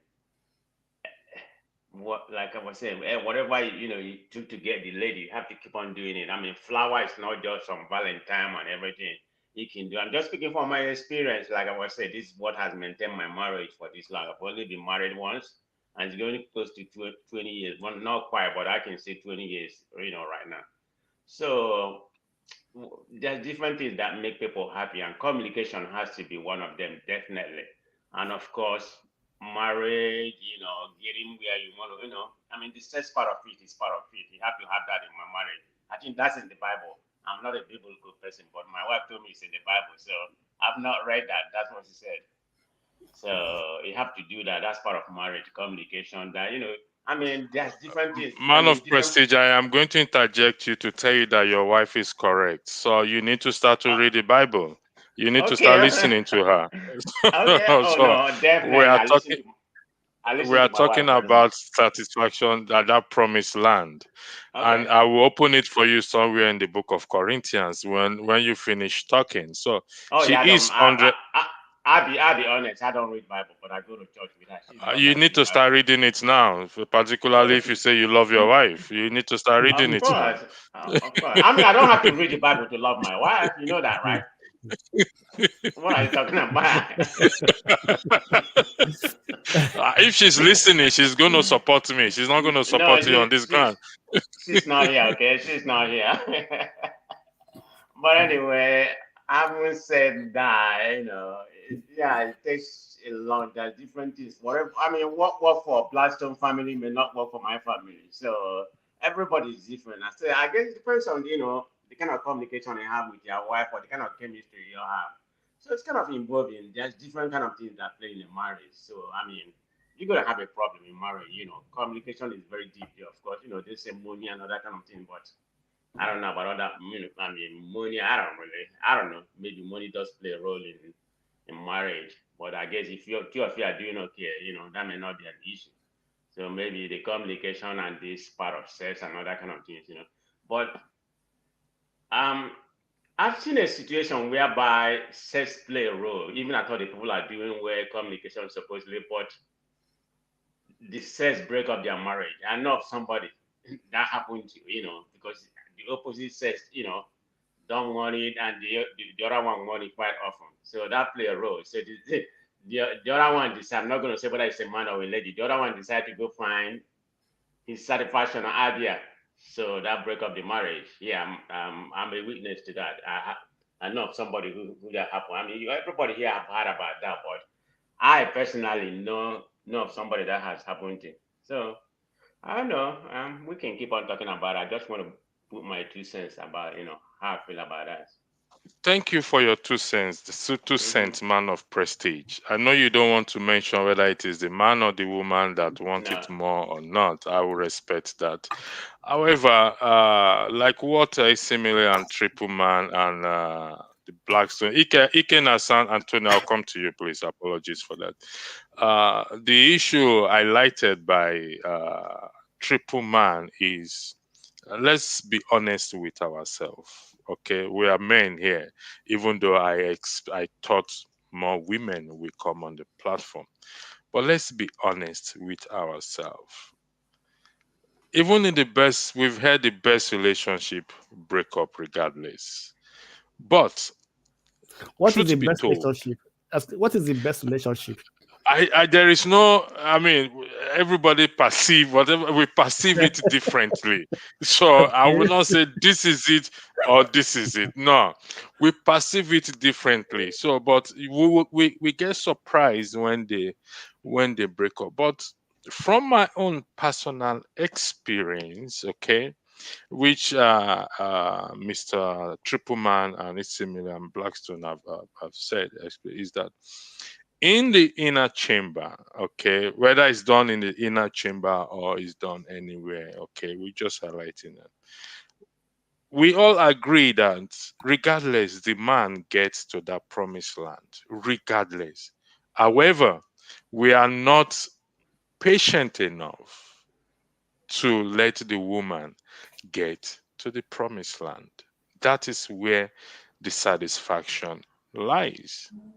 Now, some may say, oh, some women don't care. How do you arrive at such conclusion? Every woman, from my short little experience, actually do care, that they want to get to that point that the man also gets.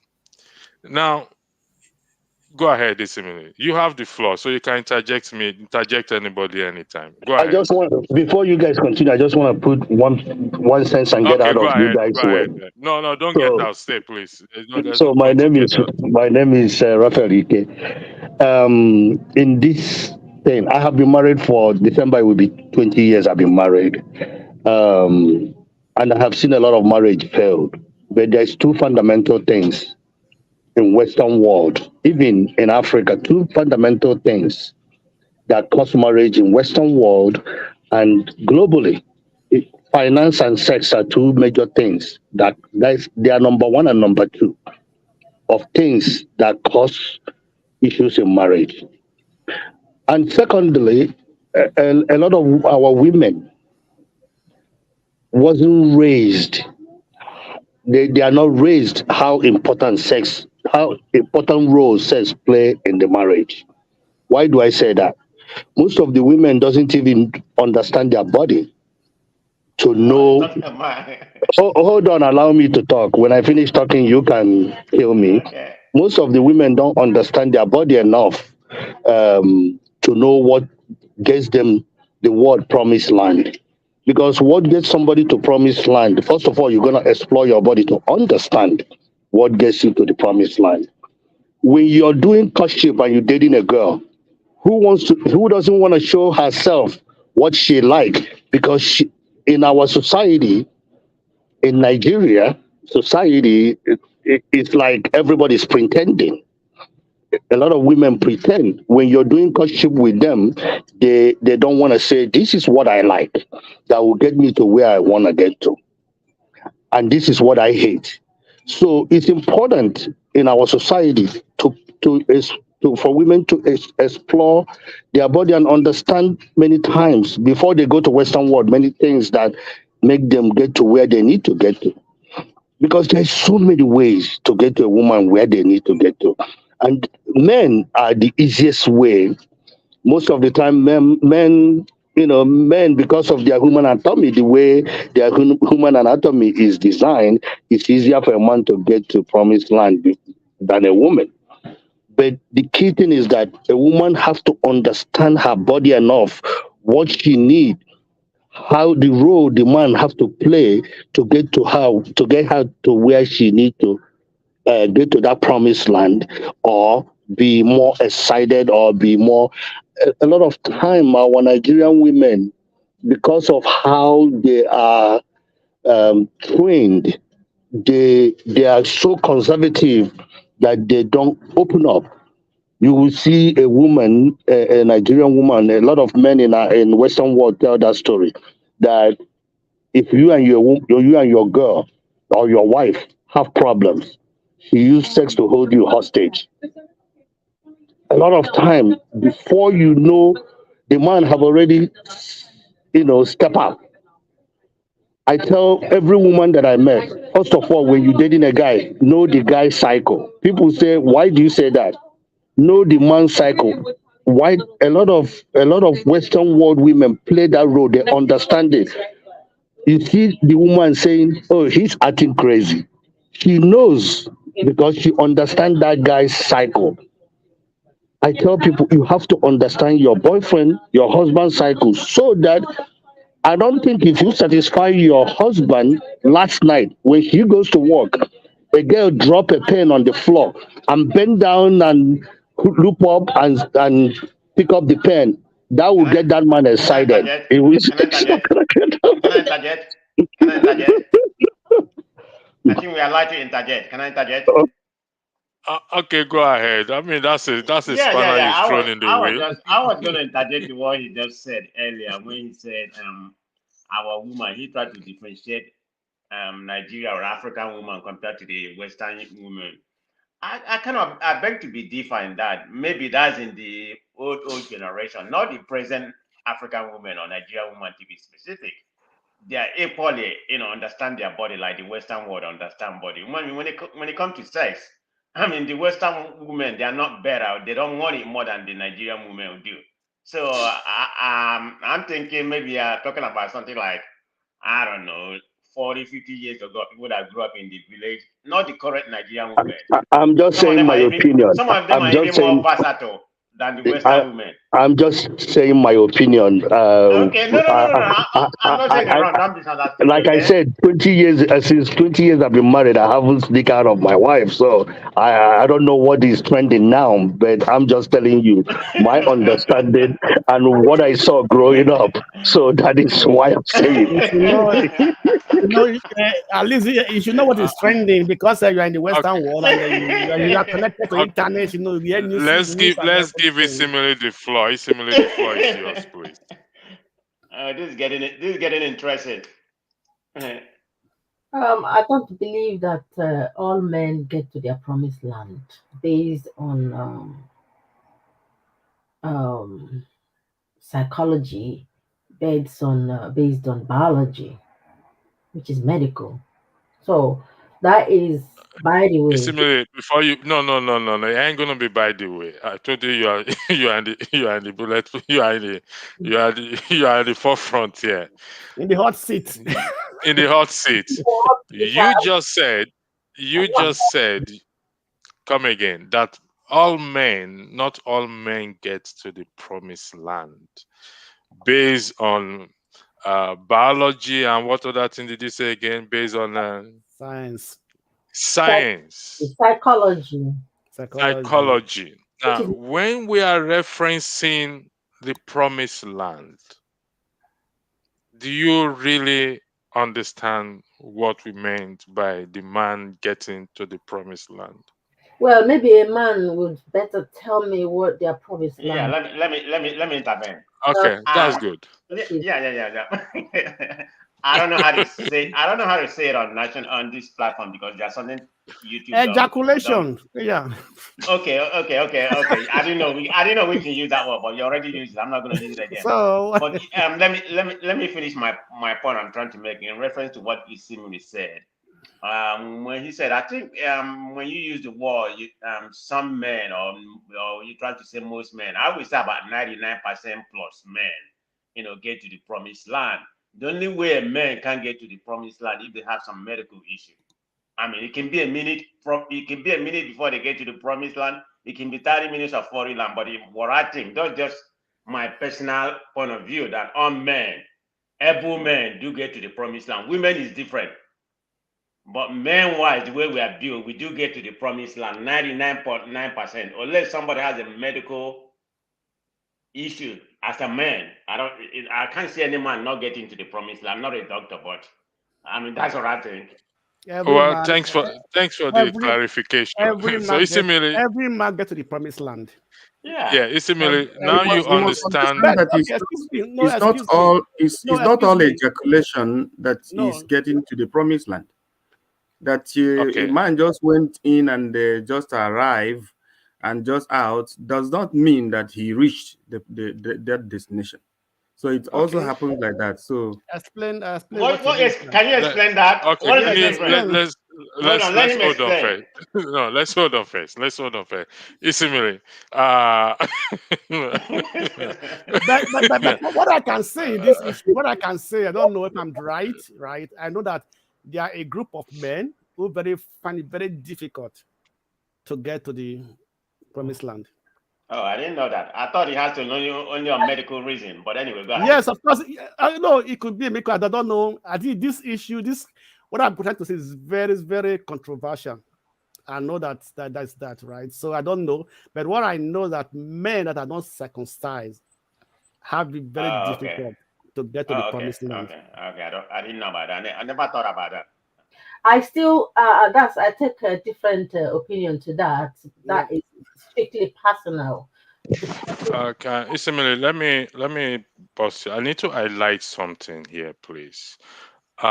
This is a message put out by one man went to more, who is a regular feature on this platform, and which is very sad for a person like him who also run Oh a man. YouTube channel, uh, addressing me as an idiot, which is okay. So I am going to block him so he can take it up with Dr. Damage. I believe Dr. Damage is watching. Despite explanation provided and me having to call Rudolph, he still felt the need to go on the chat show to say I am an idiot who runs a space. Okay. These are the things we talk when we want to change Nigeria. These are the people who we highlight that wants to change Nigeria or asking for a change in Nigeria. Well, I don't know. To be honest, uh, it's all right. Can I It's say okay. something? Electricity. Can I Don't say even something? entertain Can that. I say Okay, something? electricity. Don't. I mean, there's no Electricity. need. What Yeah, go ahead. I want to say something. What I want to say is that, firstly, sorry about that insult that one man did to himself. Honestly, I tried to hold myself back the time he came to say the things he said and left. If you noticed, if you have been on the those of us that has been on this platform for a while knows him. I used to watch his program on YouTube until I personally unsubscribed because of his ways, and I know that there are so many others that did that. Every time one man went to work, went to whatever it is, comes to this platform, he's always offensive. He's always on the other side. At some point, I wonder, is he always coming here to incite people or what? And he's always like, okay, I come in, I just want to say something, I want to go, as if to say those that who have been here are wasting their time, or we don't have anything to do too. He is that kind of a person, and I don't understand why. He always comes here to be very indifferent, and I mean very indifferent in a very arrogative way. It's not nice at all. So his arrogance and all of that is not fine. So I'm sorry about what he said about you, and we are happy with the show you're running, and you're doing so well so far. So just let him go. One man will always be one Let, man. let me make a point. I hope one man is listening. He probably listening on the background, and I'm gonna make this point specifically. I apologize to the panelists for allowing him to use my time to to spoon some idiotic things that he said here. I hope he's listening. I mean, what he did is uncalled for because he didn't do anything to offend him. He was. I mean, maybe the way the platform is entangled. Maybe what's his name was there to Niger. I mean, but there's no need for him to come here and telling us that somebody's an expert or in the internet or whatever. That's not our problem. He can be whatever he wants. But what he just did is uncalled for. Okay, he need to be cursed out. I hope he come back. I gave him the plus one. I respect him. But if I have known, so I'm apologizing to anybody for yielding to him because what he just did so that he's not a gentleman. So one man, I hope you're listening. Yeah. Thank Anyway, you. Mr. Electricity, I think people like one man, the best thing to do to you is to ignore him. For me, it's never ever relevant. Anytime it comes to the platform, like Triple Man said, is to cause confusion. Right from the very beginning, to cause confusion, insult people, and then move away. Right. So I only listened to his platform one time, and that was the end, because I don't see any reason why I should listen to such a person who's so proud. He thinks that he knows everything, and he's so statistic and everything. So I think the best thing is just for you to ignore him, Yeah, and because it's a regular. I mean, there are other people who are saying things on the which are, but because it's a regular person and a known person, I expect better from him. And but it's okay. Let's continue with the discussion. I don't know where we stopped. I think Esimile has the floor, if I'm correct. Esimile, the floor is yours. Then we go to Mase. Osfall have not spoken for a while. We go to Esimile. The floor is yours. Thank you. Yeah, I just wanted Excuse to. me. Electricity, put me at the back. I'll be right back, okay? Hello? All Can right, you hear me? I'll do that. I'll Put do me at that. the back. I'll do I'll be that. right back. Okay. Yeah, Yeah, it's similar. Go ahead.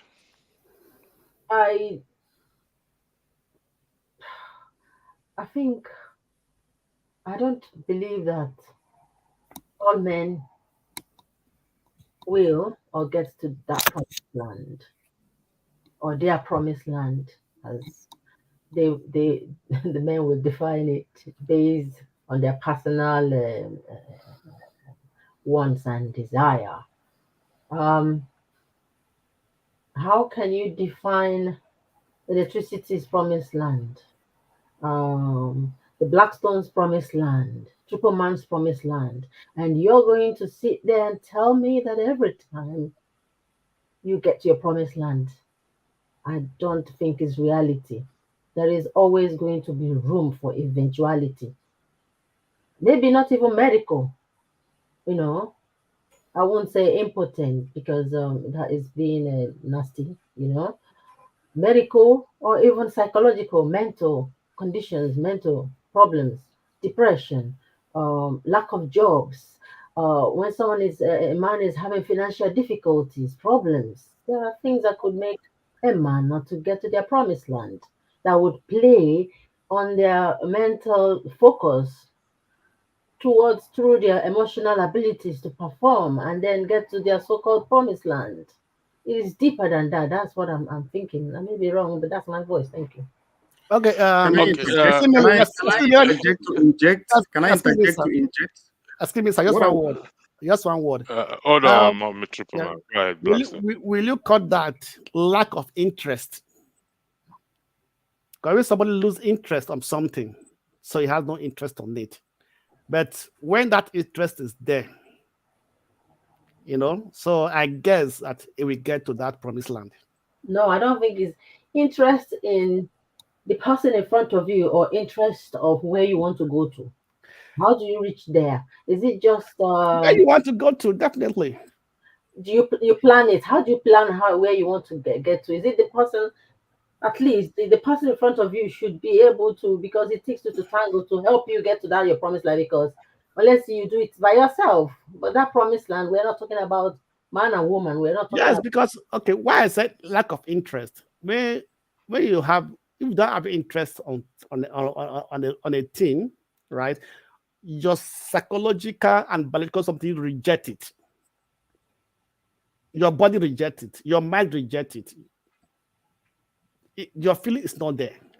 I disagree. I don't think some Anyway, that's my point. That's the way I see it. I, That's my point of I view. respect your point of view, but Yeah. I differ to that. I'm not saying what you're saying is wrong. I'm not attacking it. I'm just saying. Okay, let's give Mr. I'll come back to you, Triple Man. Let's give Mr. Masai Osfall the floor. The floor is yours, Masai.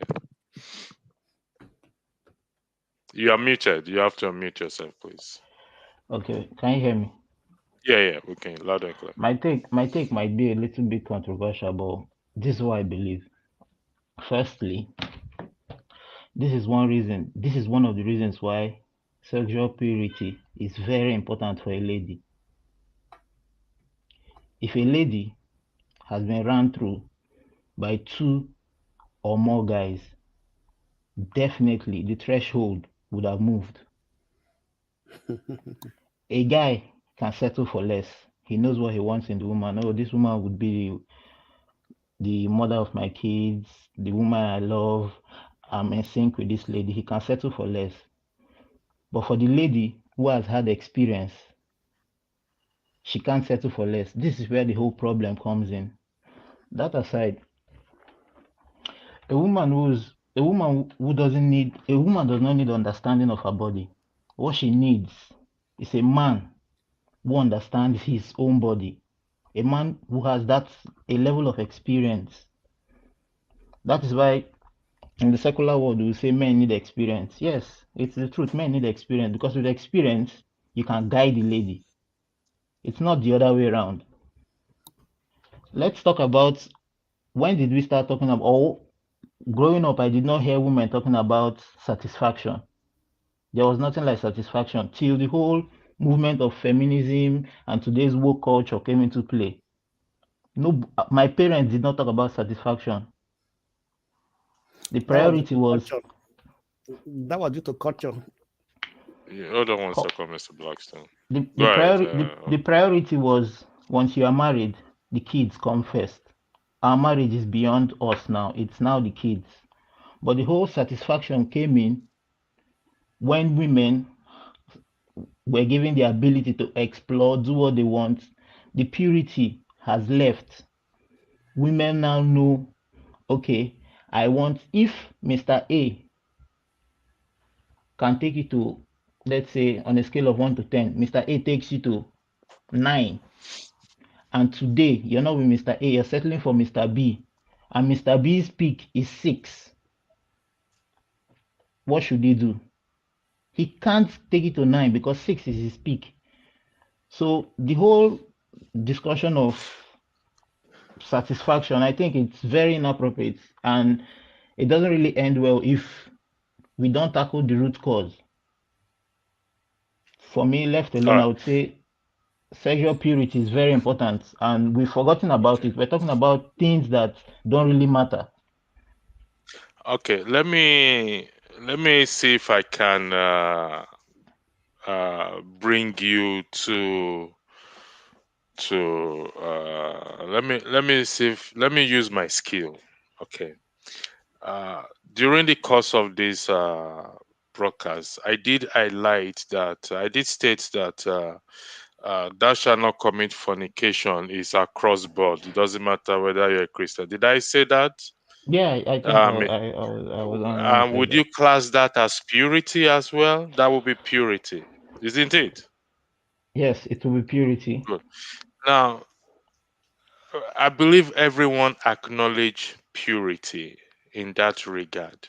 However, we have to be honest with ourselves. In the context of what we are discussing here, it's in that regard as well, but you also have to understand that you cannot put that stamp that says, oh, as a result of purity, this discussion, this topic is inappropriate. Let me Let me land. finish. Let me finish. You've Okay. landed. Hold on one second. And even if you maintain purity, which is recognized even into marriage, you cannot rule out that aspect or disregard that aspect of the satisfaction we are talking about. And I think Triple Man highlighted on that in his argument. So yes, purity is expected. However, these matters should be discussed regardless. It is not inappropriate because if God, the Creator, says, "Thou shalt not commit adultery," it means He understands what He's saying. He's talking about sexual issue. That is God Himself talking about it. So we will talk about it. We acknowledge purity. Nonetheless, even with purity, if you want to be Christian with me or with us, being a virgin doesn't guarantee you to eternal life. Okay, let's recognize that. Okay, Yeah, so I'm not coming from a religious angle. That's why I said let me finish. I'm not when you coming say from a religious purity, what do you mean by I'm purity not then? coming from I'm not coming from a religious angle. Okay, could you In clarify response what you meant by purity? in response to what Mr. James said earlier, everything I know about the whole sex and whatever, I learned it from my mom and my granddad Okay, because can you do us a favor? Hold on one second. Can you do us a favor? Can you clarify what you meant by by purity purity. in Yes, respect to the woman? in respect to the woman. You are particular about the Yes. woman, please. Okay. maybe wrong choice of word. I was not in particular to purity for guys, for ladies. I also said the guy has to understand himself, understand his body. If you don't understand yourself, how would you satisfy someone else? Okay, we understand that. I believe the other panelists and viewers understand. So you've clarified yourself that you are using the wrong choice of word. But I would like Exactly. to put it to you that this discussion, this topic is not inappropriate. It's a topic that No, if did I get him wrong? They say I it's think appropriate. He's I trying to give you his point of view, why things are happening the way he sees it. exactly. I'm not talking about this conversation. I'm Okay, here. all I've right, been go here ahead. since it Okay, go started. ahead. He's Go talking about ahead. relationship in his own view, the way he sees it. Why Yeah, women wanting more or things happen, but I'm exactly. asking the meaning of woman's you call it, is it puberty or maturity or something? What did you call it? I wanted you to shed more light on that so that Okay. the women that are I listening will I understand you better, please. I would give you this example. Like I already said it before.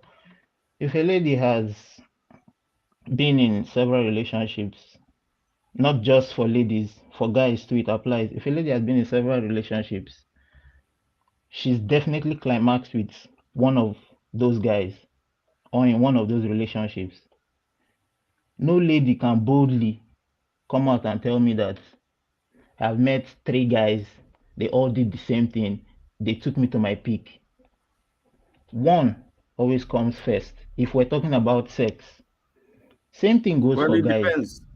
It depends, brother. It depends because if you if you have stayed long in Western countries, you find that there are some ladies that can't even have a night pass without doing it, and you will have them tell you that each time they had it, they always come. I've had someone saying that the lady told her that every man that she had ever met always made her to reach that promised land. So and so it depends because the women bodies, they differ. So yeah, so I just want to inject that. At least I know of some people who, they can't go one day without. So Let's Isimir, go ahead. Say what you want to say before I narrow this issue down. I disagree a little bit that by the quantity, then we determine the lady's future. It's like it's been nailed. The lady's been nailed in the covenant. You see, that's one thing we need to talk about. That's why I voice out. It's not about feminism. It's like the place where women have been put. Even our forefathers. Then maybe I would say I'm not condemning it, but it could be from the place of ignorance. But it is. This is not to say woman is equal with man. I'm not. That's not it. We are talking about things, ingredients of a relationship that could actually make both of you happy. When you are both happy, there is bound to be success. You move forward in things. But I cannot. Maybe your point, you're entitled to your opinion, but to say by experience is like a probability that this is going to happen because of many samplings, without putting into consideration our culture, backgrounds, what our women are being put into, the shaming, abuse, and stuff like that. We need to put such things into consideration. The moment women are less abused, not that the woman has to be abusive by communicating effectively, like, oh, my darling, this makes me happy. How about we do things this way? What do you think? If you really like someone, you want that person to be happy, isn't it? So you should, once you value something, you need to treasure it and let it have a positive voice, that when you even sleep you would have, although some don't have conscience, but that conscience that, God, I'm treating this woman nice, regardless whether she had been to north, south, east, and west, After all, no one is perfect. This is not a judgmental. For me, I don't come from a place of judgment. I'm not there to judge anyone. Who am I to judge anyone? But I'm trying to say things can be discussed. Communication is important to actually help women to tackle less mental problems due to negligence and all these sort of things. The way, maybe like I was saying, is ignorance. The way, these things maybe can help some people out there to actually hear from a woman and try to see that world of the woman, and maybe it will help some people out there. That's why I've come out to be the sacrificial lamb. I know some women don't want to come out, but we have to talk about it. I believe that the woman should be treated fairly and respected in every possible way. Thank you. Yeah, Okay, let thank you me. very Okay. much. Hold on Uh, one second, Mr. okay. First and foremost, listen, let me correct something. You are not a sacrificial lamb, please. Please, your presence here is highly appreciated. I know we had this discussion before we had this program. So, and you're putting things coming from a woman's point of view. If we are all men, yeah, believe me, I would have ended the show and just go and sleep. But because you are the woman, I appreciate it. I also don't agree with Marseille's this thing. Point of view, because listen, if we tread on the path of judgmental, we all are liable in one form or the other. Every will be judged, will equally be judged as well too. So we must not come from the point of judgmental. I mean, if whether she's been with one, two, three, the guy she's been with is the most important thing right now for her to focus on. The bottom line is communication, conversation is what matters at the end of the day. Okay, you said something that is important. I must not disregard everything you said. The man must understand his own body function to be able to help the woman. I agree with that. At the same time, also, communication between she and the man also must take place, okay? Because sometimes, in my opinion and experience, we expect to have that ability to read each other's mind. I don't have ability to read Isimile's mind, and Isimile don't have the ability to read my mind. It's just acting a drama here to read my mind. So therefore, we need to talk and hear these things out to be able to get to that point.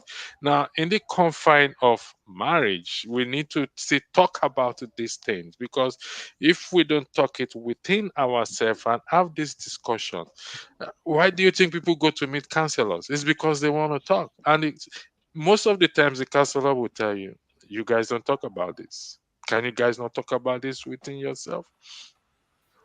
I come from the position that, which is similarly said, it's not, but probably I come from the position that men are selfish in that regard, that we don't have that patient enough, or to talk this thing to the woman for them to understand.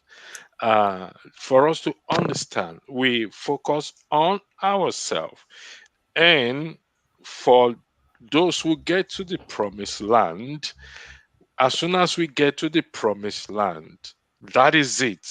We don't care whether she gets there. We don't care how she feel. It's that thing is not for just procreation. Yes, the creator who made it said, go into the world and multiply this and that. But after the multiplication, addition and multiplication, and the kids have gone, what now happened? That is one of the questions we should be. If it's for a sole purpose of multiplication, there won't be an issue in relationship. because the sole purpose is for us to have kids. So once we have the kids, nobody should talk about it. Nobody should do it again. It becomes irrelevant. Is that the case? I yield the floor to Mr. Uh, Blackstone, then Triple Man. okay, thank you. First of all, let me respond to uh, my brother there. What's his name? Yeah, Marcel. So, Yeah, it's okay. so one thing we have to understand that when we are talking about our fathers, our forefathers, we don't know if they were actually discussing these things in their bedroom, inside the room. It's only that now everybody is free to discuss. Everybody is a social media specialist. Everybody is a counselor. Everybody can put in video, can come up and say this and say that. That's why we are hearing these things, right? But we don't know that we actually, because at that time, we don't have that relationship with our fathers as we have these days. As father has a relationship with his son, they can sit down and discuss. A mother with a daughter sit down, and those things sometimes was even a taboo to say it out to a third party. You understand me? Maybe they were discussing these things. We don't know. And two, we will not even know because there were not that medium of making it known to everybody was not there. We can see that today with some marriages are in problem, they go to social media, they put it there, it become a trending video if you want to comment, so on and so forth, because the medium is already there for open communication. I believe at that time there were some families was also marriage families were really also discussing the issue within themselves. The husband, the wife, they do talk about these things, but due to our traditional a tradition that man is the head of the house. Let me say man is the boss. So according to African tradition, that when the man talks, the man should shut up. So those things might have been there, so we don't know about it. So let us not compare it to that time, because this time we have more freedom of speech. If my father said I should not talk about it, my husband can go to social media and broadcast it. Or you may tell your friend, we just take it to the social media and broadcast it, right? So that's some of the things, right? Yeah. Coming back to your question, Mr. Electricity, what was your question again? I'm sorry, it has escaped my memory. Oh, what I'm trying to say. I think I asked a question. I said even the creator who made it said go into the world and multiply. Uh, it's beyond for procreation, because if that is what he intended it to do only, then we will not be talking about it. We will just have our procreation, and after procreation, to your tent, O ye Israel. Well, That is not the intent, because if we look at, I think it's First Corinthians chapter 5, if I'm correct, or 7. I'll look for it. When he was talking about the man and the woman fasting based on agreement, and after they finish their fasting, they should quickly come back together.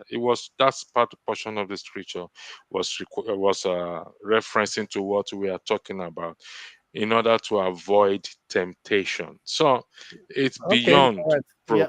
Is Go ahead. Okay. Yes, of course, it is beyond procreation, right? And yeah, because procreation is just one aspect of it. So, and which is the most important aspect of it, right? We know, okay, let me just say, in Europe, in abroad, in Western world, when a child is 18,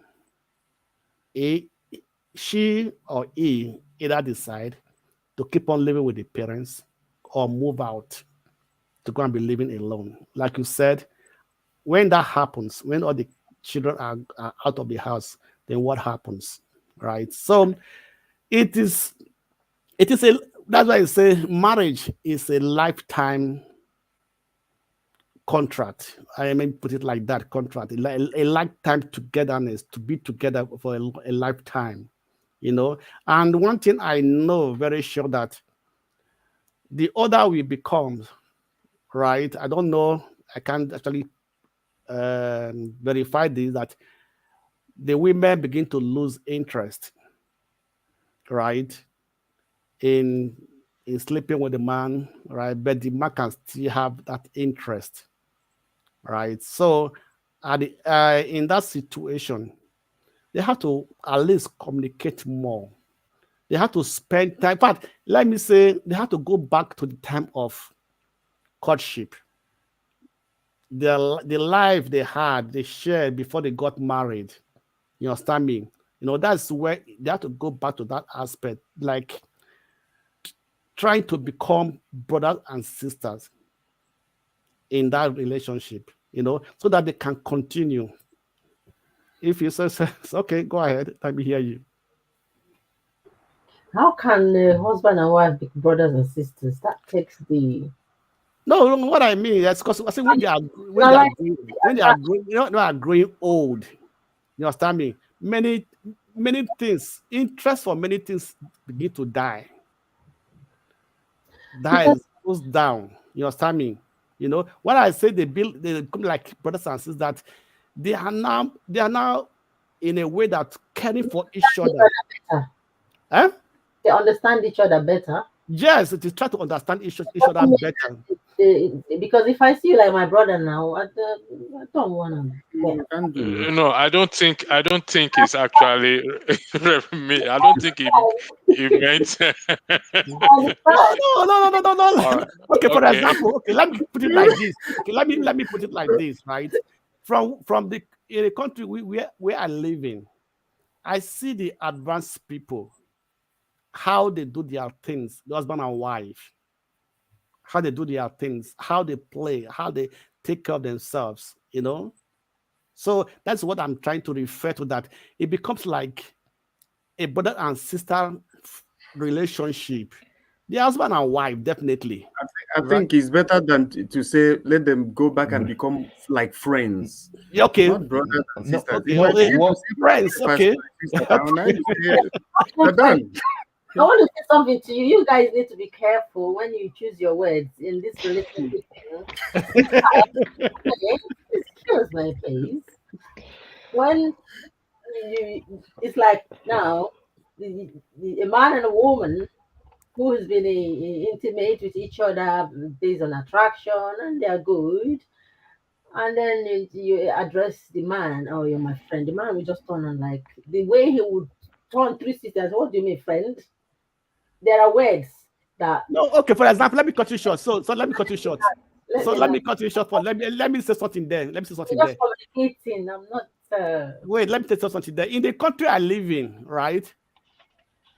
The people even husband and wife call themselves by their first name. It was a surprise to me when I came here. They call themselves by their first name. You know, so I was quite surprised.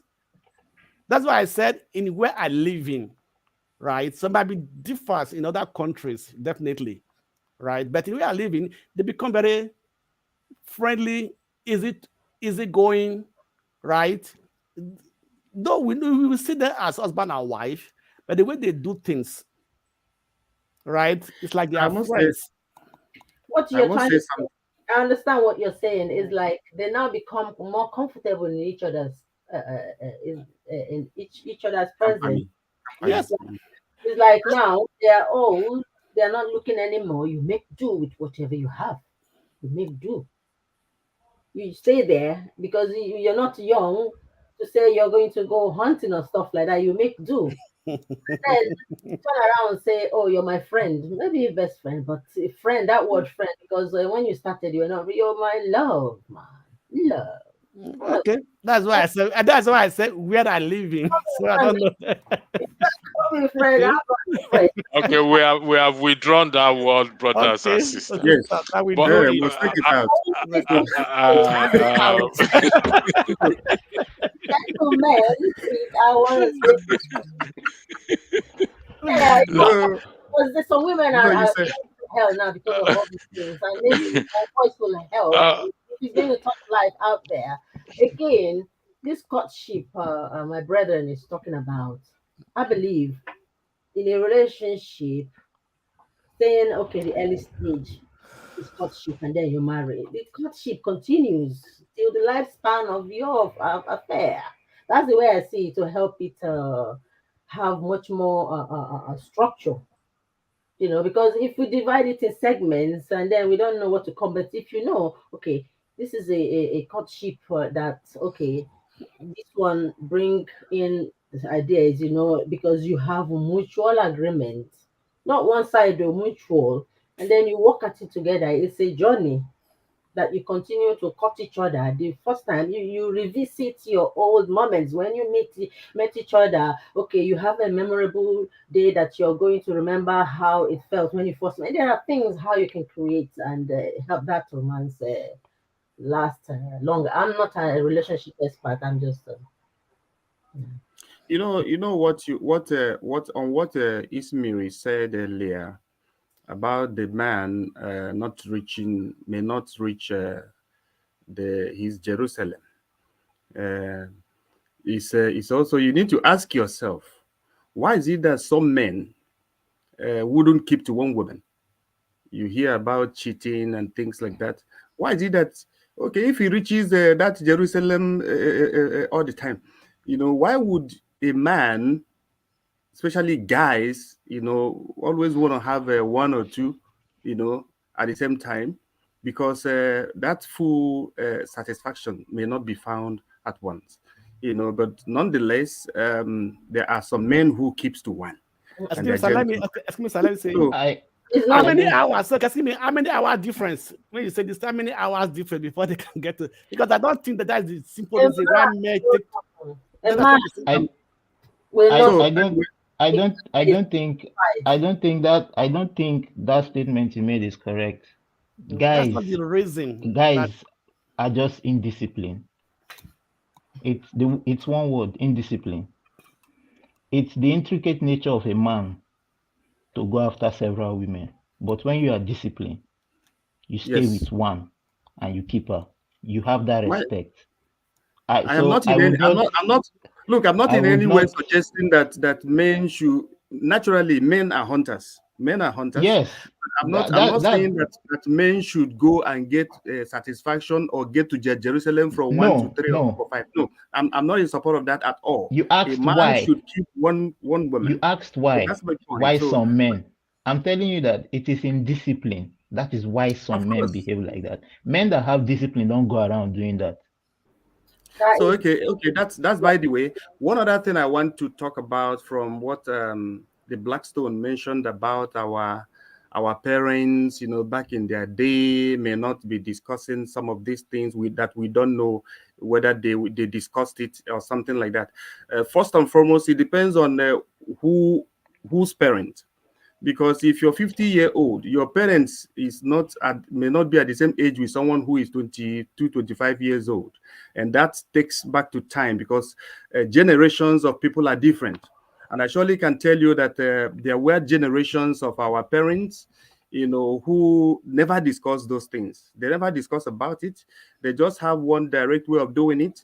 In fact, most of them get involved because they want children, and they just carry on like that. And amazingly, in those days, divorces were very minimal. Divorces were minimal, very low, in those days of some of our parents or grandparents. But today, you find that such issues should be discussed. It should be discussed because people are different, and I believe that when it is properly discussed, then you will have peace. I know that there are two major things that causes 90% of most divorces. And the number one is sex and the money. That's number two. The issues of sex and the issues of money has led to so many marriages, hit the rocks.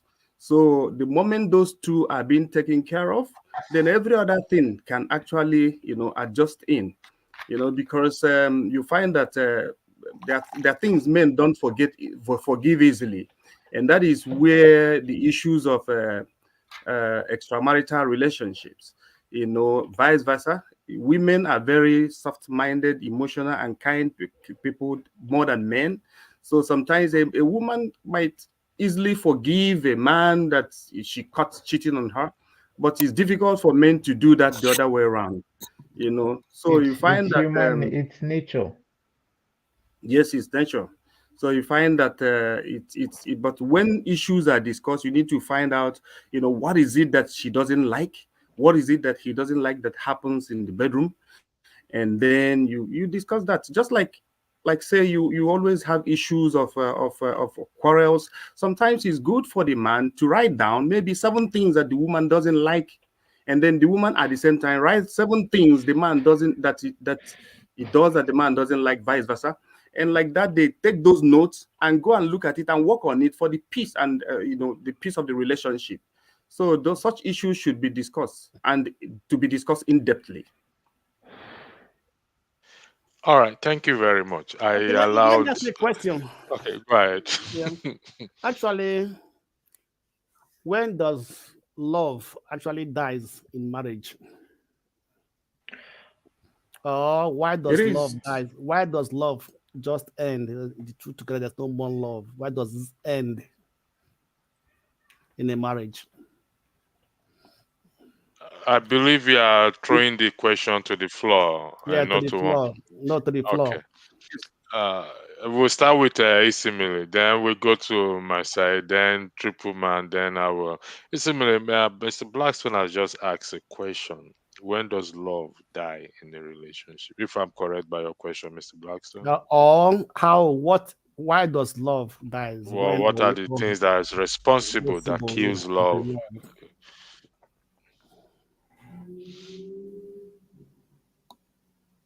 Isimile, the floor is yours. It depends. There are different types of love, I would say. By definition, if you search out there, you would hear from different people what they mean, what their love is. Yeah. And for a love to die means that those people telling you they love you for a particular reason, those what made them to love you is not there anymore. You see, if it's material, what do you expect? Then would we say there is true love, or would we say I've met my soulmate? When do you know when you meet your soulmate and then your soulmate becomes your true love? Because true love, they say, never dies. So these are questions we need to ask and answer. It depends on who is talking about that love, what they mean by love. How will that woman or that man define love to be? Perhaps what I want in love may be different from what another lady wants from love. I know they will say, okay, there is generalization that you want to be cared for, you want to be, you want someone to be intimate with you, to show emotions, feelings, and that. Perhaps it may not always be the full definition of love, because that word love is deep. When you love someone, I don't think it dies, but it can dwindle, and then possibly something can make it resurface again, because we human beings are very unstable. Yeah, we are a bag of emotions. Even though they say men might not have emotions, they are looking for respect, and women are the emotional baggages. But I do disagree with that, because we are not made every human being is uniquely made. That's why you see some men cry as well. Oh, yeah, that's my answer to that. Okay, Masai, the floor is yours, please. And can you try and answer the question, please? Why does love die in a relationship? A lot of things can factor into the death of, if you want to call it love. I believe for women, love is a different thing. For men, love is a different thing. In my case, every girl I've met, I'll tell you, if I cannot tell you to jump and you jump, we have nothing to do. I'm a big proponent of respect. You have to respect me. You might have your Let me opinion. hold on one second. Hold on one second. If I hear you very well, for the purpose of integrity, and Conquer me. It's you good. said for you, if Yeah. you tell a woman to jump and she cannot jump, then you guys are not, I mean, she's not your kind of a woman. Would that be correct in what you just Yeah, said? that's what I said. Yeah, that's what I said. Okay. I would like to state that this is the opinion of Masai and does not represent The opinion uh, of the the That's why I said position. Uh, this I said this in my opinion. okay. No, I said I I'm said just re-emphasizing. because No, hold on. I'm just re-emphasizing it for the integrity of this channel, yeah, that okay, okay, it is okay, okay, okay. strictly the opinion. Because I don't think this channel, not that I don't think, I know this channel would not promote such idea that it's when a man tell a woman to jump, then she has to jump. I think we need to work on you, Masaya. I know. I won't Maybe say it because you're a young man. No, I would okay, say we okay. need to I work on accept. you. You I can't. accept. I might be Uh, very young. yeah, but even though it is your opinion, I'll come to you, Isimi. Even though it is your opinion, this is one thing I want. I don't practice personally. Sometimes we hide behind opinion to Mm, actually say our minds, which is not good, because we don't want maybe people to challenge or people to correct us. But there is nowhere it's acceptable that will class you as a dictator. People will see you no. as a dictator, but because if you say, "Oh, jump," and the person does not jump, You no, always no, counter me. You don't let me land. You no, don't let me okay. land. You would not let me Okay. finish. You just Okay, since you are flying, you are still flying. Okay, let me let you land. Okay, go ahead. You are still in the air. Go ahead. I I also believe a lady has to respect any guy she's in love with. And for ladies, it's not the same thing as respect. Most ladies I've met, they have a list of demands for you to prove your love. They have a list of demands. Some things, some of them say, okay, if I call you, you should be there for me. You should be able to do this. You should be able to do that. You should be able to provide, and some petty stuff. But for me, I believe in respect. Just if you respect me, we would go along. I have no issues. You can tell me whatever is going on with you, and we can come up with a solution. But please, at all times, respect me. And why does the love die? Maybe when you were chasing the girl, you were fit for me, you were fit in shape. She saw you and she was attracted to you being fit. You now have her 2 years later, you're slacking. You stopped working out. You now have the girl of your dreams. The love will depreciate because you're not keeping up. And maybe for a guy, when he met the lady, she was very nice, beautiful. She was always dressing smart, elegant, and eventually she has this guy who is her dream man. She's now slacking off. She's not keeping up anymore. And he's like, what's going on? Eventually, the love starts depreciating, especially when maybe in the case of the guy or the girl, they've told you about it and you've just refused to pay attention to this or that particular detail, what is happening. You're like, okay, I now have him or her, and you don't want to keep up with what you did that attracted them in the first place. The love will definitely die. Yes, I All think right. Triple Man, before you yes. come in, uh, what's your name? Marcel. Marcel. First, listen. You came. Uh, No, no. This is, even though this is we need to. We are helping each other here, so we are not being judgmental. I went back. I wrote down two things you said earlier, hello. and when you said I like it. when you mentioned that you mentioned care and pay attention. So how would you factor in your Yes. position that when you ask the woman to jump, she has to jump, and if she doesn't jump, it's not for you. How do you reconcile that with your caring attitude? You My mentioned caring care attitude. and paying attention. I wrote it down. You just jumped back This at me again. I would say before I answer your question, I would say this is actually a judgmental question.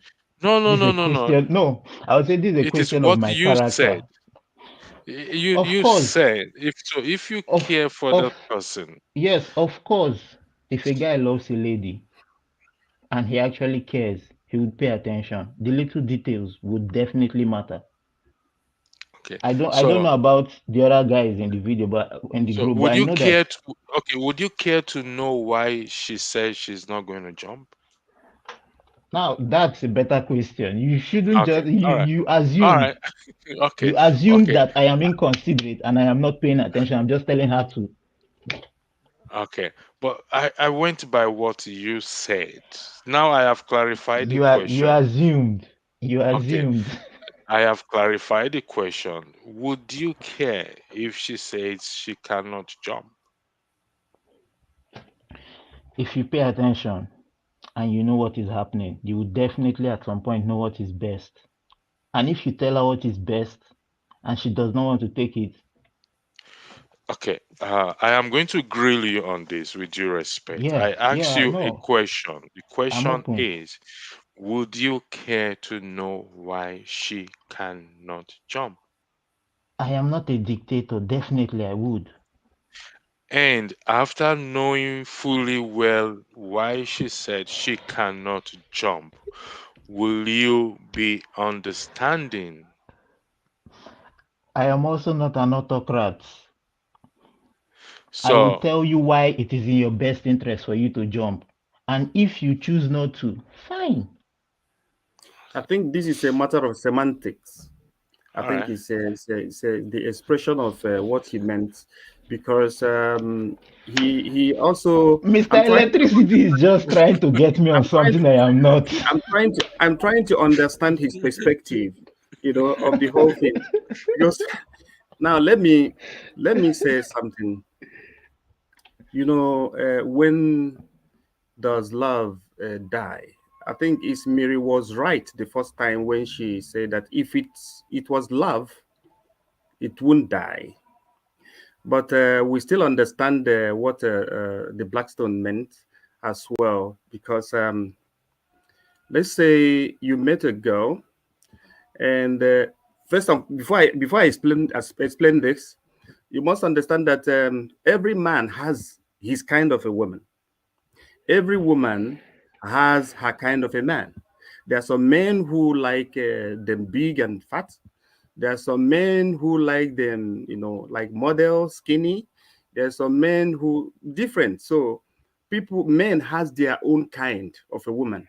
And now you find this your very type of a woman that appeals to you. In fact, you've never dated a woman that is not in that on that bracket, and then you started engaging her, you started her being friends, and eventually you end up marrying her. There were things that attracted you to her.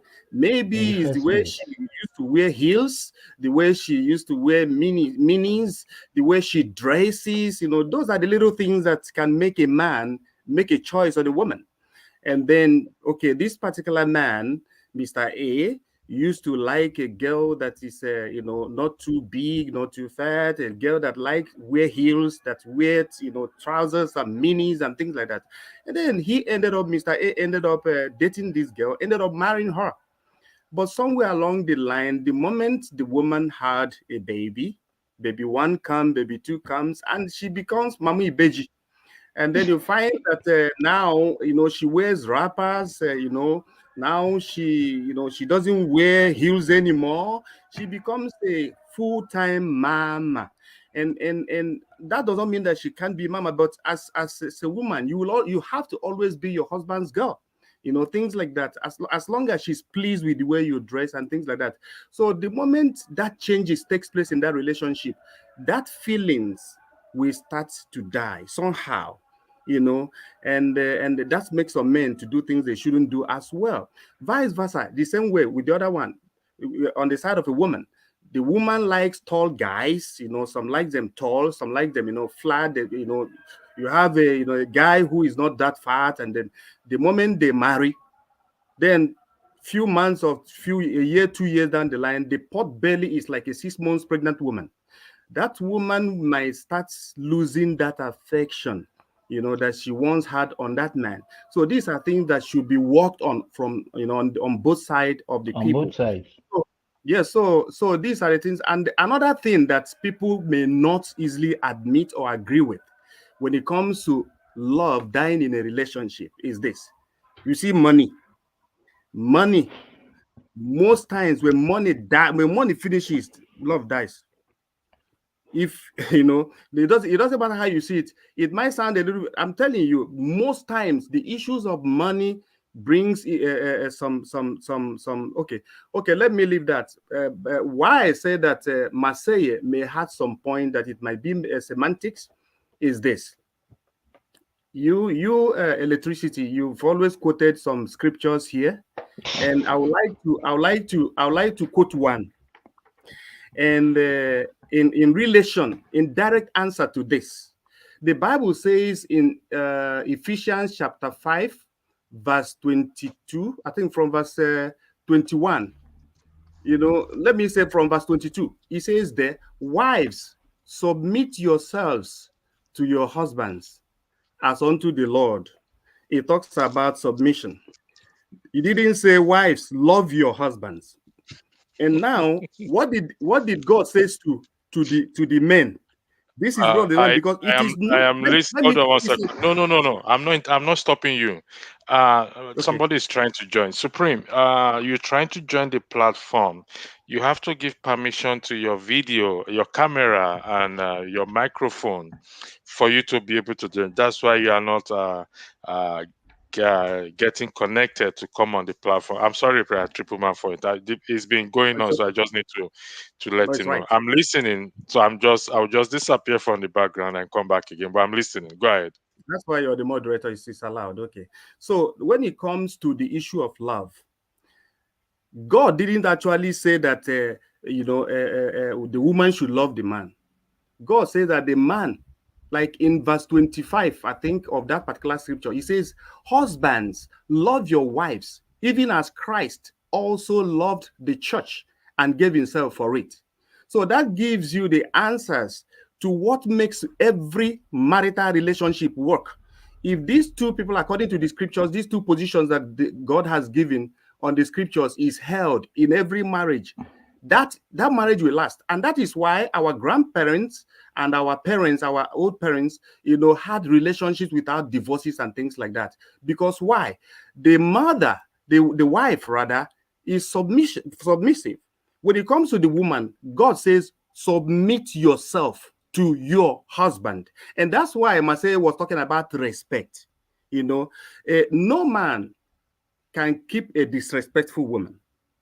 You see that? And no woman can accept to stay with a man that doesn't have affection or love for her. You see that? Because they are two different human beings. They are wired differently. You see, if a woman wants to have everything that she wants from the man, all she needs to do is just respect the man. That respect. You doesn't need love. The man doesn't need love from the woman. What the man needs from the woman is that respect. And that's why the Bible says here in Ephesians chapter 5, verse 22, it says, wives, submit yourselves to your husband. And then it says to the husbands, love your wives. So why didn't the Bible says to the man, submit yourself to each other, or says to, the woman, love your husbands? Because if the man can get submission according to the scriptures from that woman, he will automatically love her. He will love, that love will automatically flow.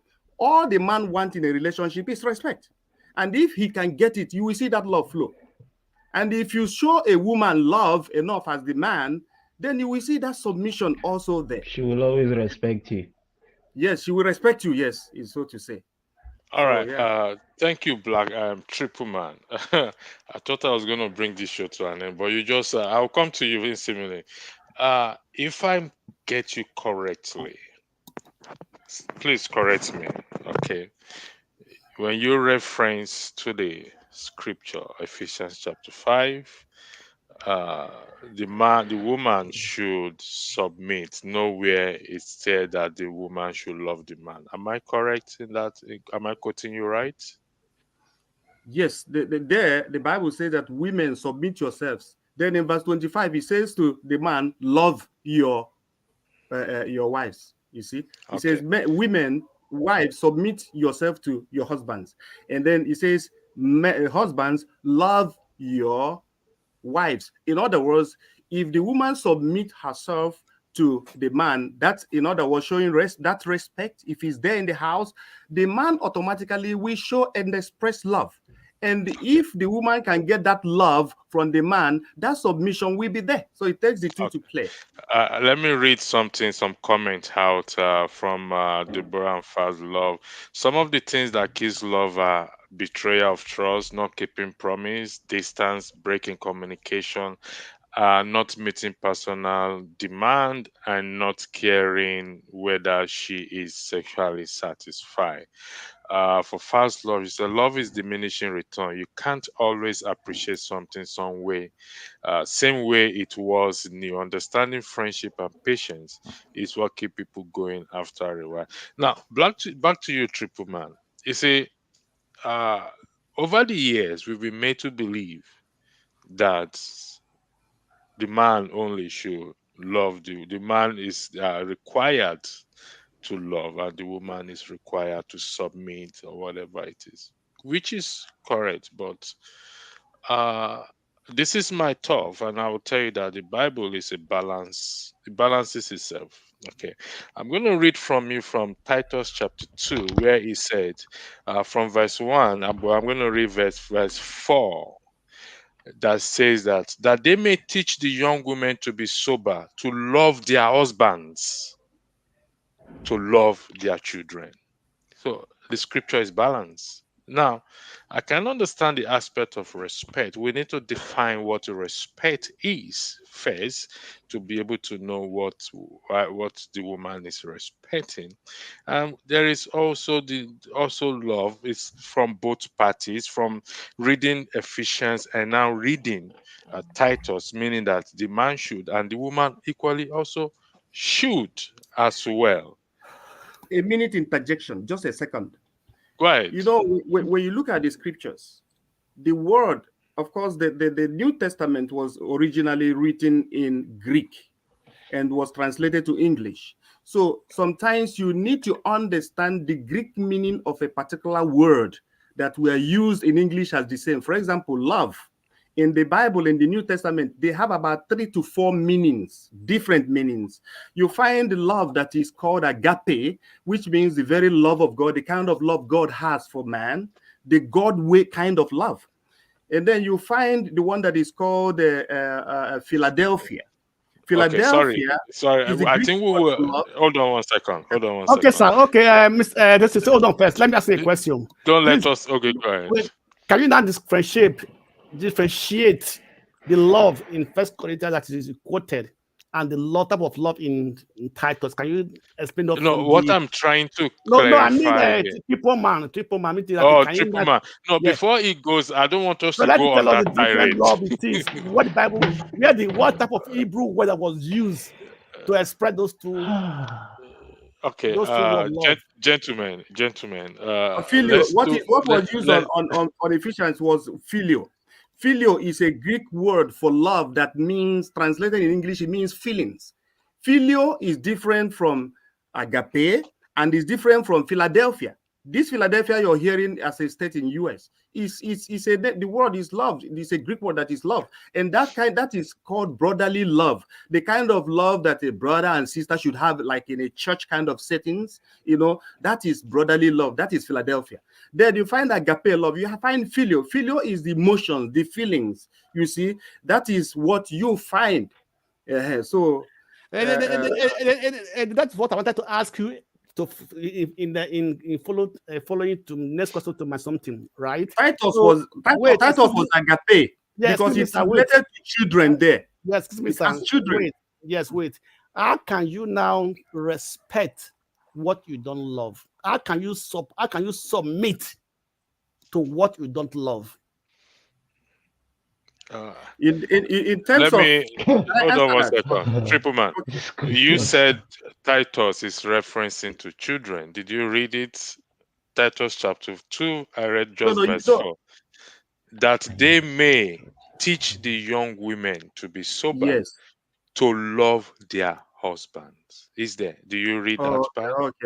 okay. Now I had it well. I had it Okay. properly. So So that is what I'm trying to say, that over the years we have been taught this. I'm sorry to use a word that I'm not supposed to use, or I shouldn't use. We have been taught this, given this ideology or this doctrine that women are only meant to submit and men are meant to love each other. So it is not, no, the scripture balances itself, it never contradicts itself. So there in Titus, it said women also should love their husband. Okay, so it's both ways. It both ways. Respect also is reciprocal. Yes, I can understand that aspect of respect you are referring to in terms of the woman respect. I can really understand that, and I know it comes in a lot of ways. But let me throw a spanner into the wheel before we round it up. Would you say that Sarah listening to Abraham to tell Abimelech that she is his sister is respect or an act of stupidity? it is not at all. By the way, Abraham didn't lie there. He didn't lie. We know that according to the scripture, Sarah was a very beautiful woman, and Abraham knew that on getting to Egypt, that she will be taken away and he will be killed. You see, so Abraham now asks Sarah to if they ask you, say that I am your brother and you are my sister. And why? Because people say that, okay, why did Abraham lied? Abraham didn't lie, because why? Sarai was actually his sister. They are Okay, bloodly related. sir, So respectfully, I what for the fact that they are married, they are already married, meaning that they've gone beyond that aspect of brother and sister. My question is, Sarah's act of listening, obeying Abraham, for her to lie that she is his sister, that could have led to Abimelech defiling her. The question is that respect or stupidity? That is it is respect. respect. It is respect. It is respect. And like I said, however way you want to put it, the fact remains that Abraham is a bloodly related relation There to is, Sarah. well, But then that is they not, married at that the is not time. the dispute. That is not the Yes, issue. That is not the issue here. so Abraham Okay, So didn't this, the lie. issue is this. He Okay, didn't lie. let me He put out so my didn't own, lie. let you me put said my it's opinion. respect. Excuse me. Let me Hold put on, my I'm opinion. coming. Let Okay. me. You said it's respect. So the question I will Yes. put to you again is, would you put your wife in such a position? Of course, if such a situation emanates, we're talking about life here, because if Abraham didn't say that, he would have been killed. You see that, and when they eventually tried it on, of course, let's look at it the other way around. You must know that Abraham, being a man, was a man of faith, and he knew that God is with him. This is a man who spoke with God face to, like, ear to mouth, kind of thing, and he knew that God would always, protect him, or one way or the other. He must have been guided by the Spirit to be able to say that. And the moment they tried to touch Sarah, at the moment of them trying to do that thing, God said, if you touch her, I kill you. Okay, And so let me ask you a question, sir. that was diffused Okay, no, immediately. let me ask you a question, sir. That in now what you just said now, that if they wanted to touch Sarah, God would have struck them, right? So if Abraham have told Abimelech the truth, would God not have intervened? That's a very good question. Go ahead, Mr. Tripleman. You put yourself in this position. I have Of 16 course, of questions course, I want of to. I course. have 16 questions I want to ask. God, listen, God would have also still intervened. Because you see, sometimes the way God think is not the way man think. Look at the story that we all know about Shadrach, Meshach, and Abednego. You see, God even allowed them to the point of them being thrown inside a burning fire. Why didn't God, destroy everybody before the time? Before they were able to be thrown into the fire. But right there in the midst of the fire, they were still saved. Okay, well, I Yes, think sir. So you that never know exactly what would have been the mind of God at that point in time. all right, Isimile, let's give this Isimile the floor. Isimile, go ahead. It's good for um a woman to love the man, and the man, or a man to love the woman, and the woman give the man respect. But respect should be reciprocal in a Of sense, course. that what we call respect, especially in Nigeria, the way men treat women, I call disrespect. Not all men. Oh, let's Right, so clarify I'm that. saying some, okay, some, Uh-huh. not all, not all. I'm sorry, I'm not generalizing now, okay? Okay. Yeah, because you need to treat someone as you wish to be treated.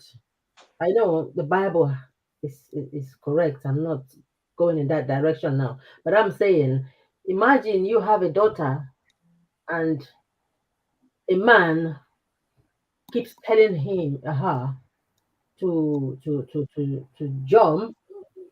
Okay, I'm traveling with you. I seize your passport. You have to do this. There are things happening out there. But they can classify that as love. Who are you to question a man like that? Say, well, I have paid the bride price. She's my property, and I can deal with her whatsoever I wish. It's wrong. Yeah, you're shaking your head, but it happens. It happens. Like Yes, I it need does. instances of domestic abuse. Come on, man. You see a man putting a hand, you smash your wife until that woman dies. There are a lot of women that have died by abuse. And I can tell you categorically that those women do not deserve to die in such a disrespectful manner. And I can tell you that those women may have loved their husbands and showed them respect as well. But this is not a minority kind of discussion. It is very rampant in our society. And that is why I'm here to speak out. I am not touring the path of feminism. I'm saying treat someone as you wish to be treated. If you're good to someone, Anyway, let anyway, me finish, please. If you meet a woman that is crazy, the worst woman on this planet, and you treat that woman right, come on, you'll yes, get back. yes. There's even a mad person. Come on now, we all have conscience. But when you someone wants to show you some respect and you disrespect them and you're asking for respect, but you're always disrespectful, you ain't gonna work.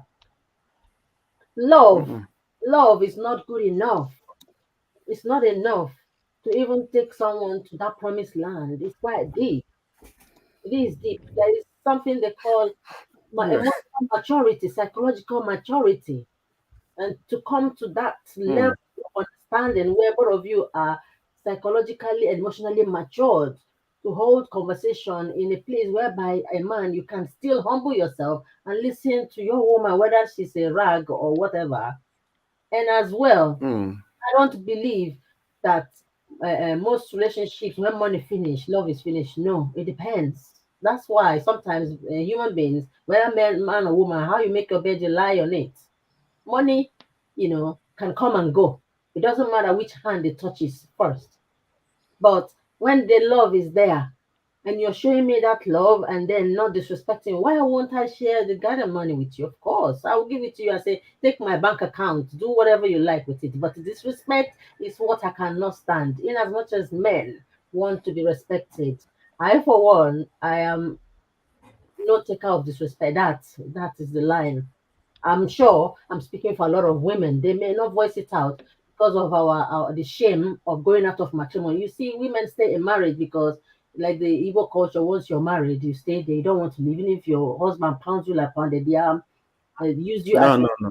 sexual object, impregnate you at your own disadvantage, even knowing that you have medical condition and because he wants baby. Come on, man. That's all I'm saying. I'm not saying women, how dare you speak. We need to speak out so that you gentle, handsome men that we are proud of, we begin to see the way what we think. Maybe perhaps it will help younger generations to form a stable relationship. Thank you. Okay. Okay. One Okay. second, Mr. Blackstone. I'll Okay. come to you. Let me just quickly say something. Mr. Tripleman, I respect your opinion, but when I ask the question that would you put your wife in that position, I stand to be corrected. You say that yes, with the circumstances, if the circumstances present itself, you will put her in that position. Am I quoting you right? What my answer meant was, if I was in Abraham's position at that point in time, being Abraham, I will do the same. All right. Thank you very much. I would like to tell you this of my personal opinion. If you can retract it for the sake of your wife that you love, please do. Uh, Abraham's life was not in danger in any shape or form. He has a choice to go somewhere else. Okay.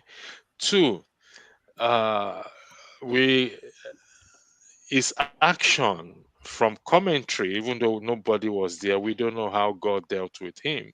But from commentary said, from what I read, that Abraham would be very bitter and disappointed at himself because you also highlighted that, just like what Mr. Blackstone said, that God is equally capable of saving him or protecting him if he stay on the path of truth.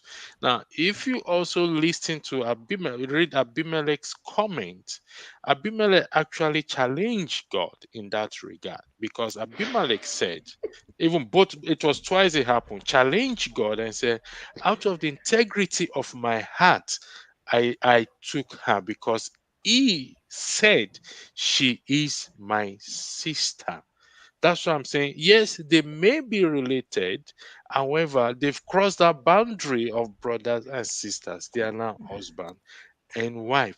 That is why God intervened. If they were just brothers and sisters, in what your argument is, there'll be no point for God to intervene. In fact, God will be happy that Abraham's sister has gotten a wife as a person in the person of Abimelech, who is a king.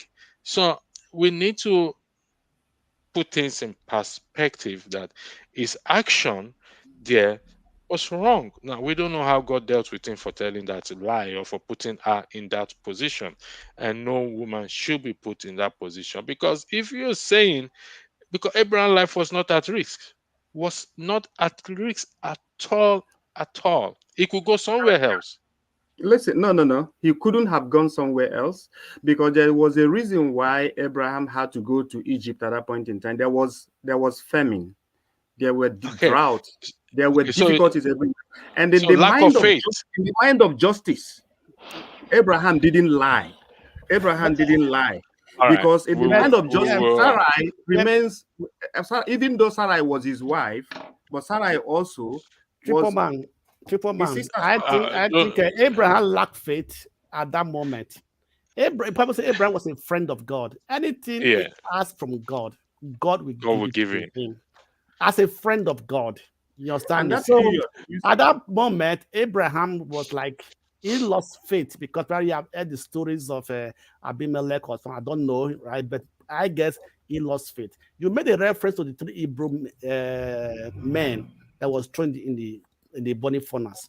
That was faith, and they said that they will not if they compromise. don't save them, they Wait, will still, yes. wait now. They said they will not compromise. They will not bow to any other god, and they know that the God they serve will deliver them from the hand Yes. of Nebuchadnezzar. That is faith. However, they went further, saying even if the God He doesn't, God did not yes. God even deliver deliver them. them. So we need to we don't what I don't want us to do is to justify or to say evil wrong is right and right is wrong. That is what the part I don't want us to tread. He was wrong for saying go and tell so that you will save you will spare his life. No, so let's just imagine for once there was no intervention. What do you think would have happened? Just for once that there was no intervention. She would have become the wife of the king now, wife of That is it. Yeah. And he will regret it for the rest of his life. Anyway, Mr. Electricity, let me go to another point. One thing I have to do that one passage in the Bible, one I always recommend to everybody. If you want to know the person that have a true love for you, let the person go and read 1 Corinthians 13 from verse 4 to 13. I call it the principle, the guidelines of true love. You see everything there, you will understand it. And for everybody in courtship or dating a guy, dating a girl, once you put those words of Paul into context, I use it to assess the person you are going out with, even in marriage, right? If those things are not there, if they are missing, one is going away, one is going down, you know that marriage, that love is heading to shipwreck. We all know that passage. Everybody should read that passage. 1 Corinthians 13 from verse 4 to 13, or from verse 4 to 12.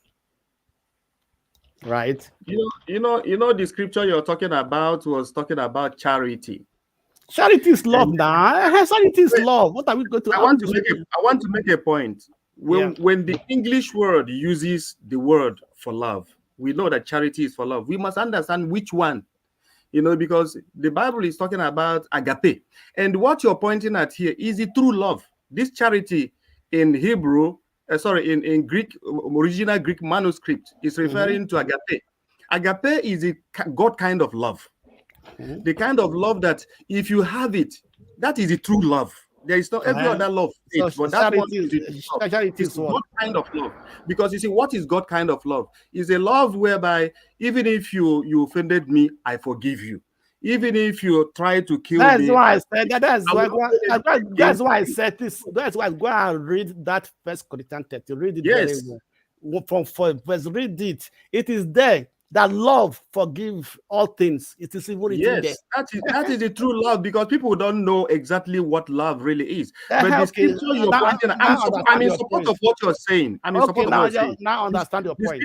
The scripture you are pointing at that is where you get the true love, because this love here, you can have it and still relate with your friends, your business associates, your children, your wife, your husband. That is the real love of God that every human person should have at heart. It's a love that is found in the heart, not in the head. You see that? And once you have this very kind of love, every other love that having to do with feelings, affections, emotions, care will now come in. Yeah. So I call it the Hall of Fame of love. So yes, it's very important. All right. Let's start our submission. I'll start with Isimile as we bring the broadcast to an end. But before you go ahead, Isimile, Blackstone made we skip some points that but I think we should come up as a topic on a different broadcast. I picked some things from everybody, so I'll try to put it together and to have it. The issue of the impotency, we didn't go much on it. It's very important, and the issue that is similarly also highlighted, we didn't dwell on it. So, but it will come up on probably on another day, and I don't know when that will be, but it's gonna come up.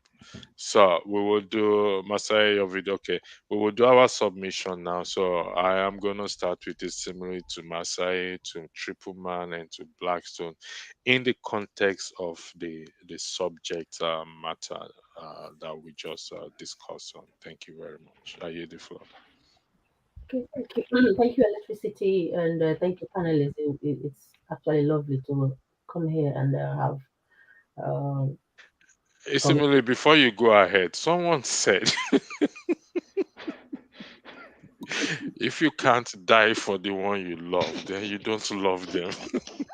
so practice what you preach. That That is was true love. We will leave it to another day. Okay. come on here to actually help us educate us more about how to die for love. Okay, thank you.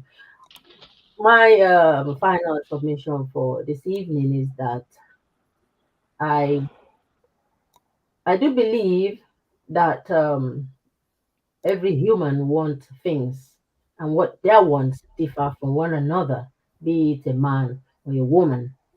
As some would say, jump, and the woman would say, how high? Even if I break my right leg and lose my womb, I ain't gonna have a son on that road for you. Then I'll be out of the door. That would be second wife from your family members driving me out and say I'm not pregnant. Yet. Actually, they didn't ask why that womb was lost in the first place because I had to jump high to please my husband. And I'm trying to say, would you rather have a wife who has an open mind, to actually ask you why you want me to jump in such a way, and then you agree that in a healthy way, okay? But when there is a self-serving manner or mannerism that dominates the argument, being very unhealthy by the sign of control. Because there's a fine line between control and respect. When that line is being crossed and is detrimental to that relationship by saying, if I tell you to jump and you don't jump, we're done, then I would question that love to say, perhaps if there is due regard for the other person's feelings, if I have regard for your feelings, and take consideration and thoughtfulness to agree, come to a point of agreement for balance so that we can forge ahead, even though it may displease me, but that would make you happy. It's not a huge sacrifice for someone to make if there is true love there. But then it's when there is a control, draw that line of that control on a healthy, domineering, self-serving manner coming from one side, that relationship will never work. The man will never be satisfied, regardless of how many times he's told the woman to jump. That's my contribution. Please keep loving one another. One love. Thank you. Peace. Thank you. Marcel, your floor is yours. Everybody jumping on my when I tell a lady to jump. The truth is, love is never love is never going to be enough. For men, okay, let me start with ladies. For ladies, she would love you, but she also has to respect you.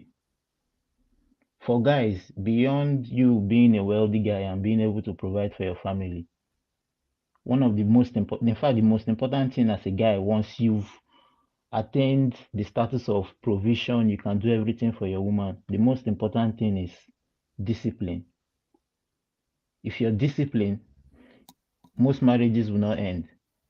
If you're disciplined, you'll be able to say no to so many things. If you're disciplined, you'll be able to know that I'm getting fat, I need to hit the gym, or I need to change how I eat.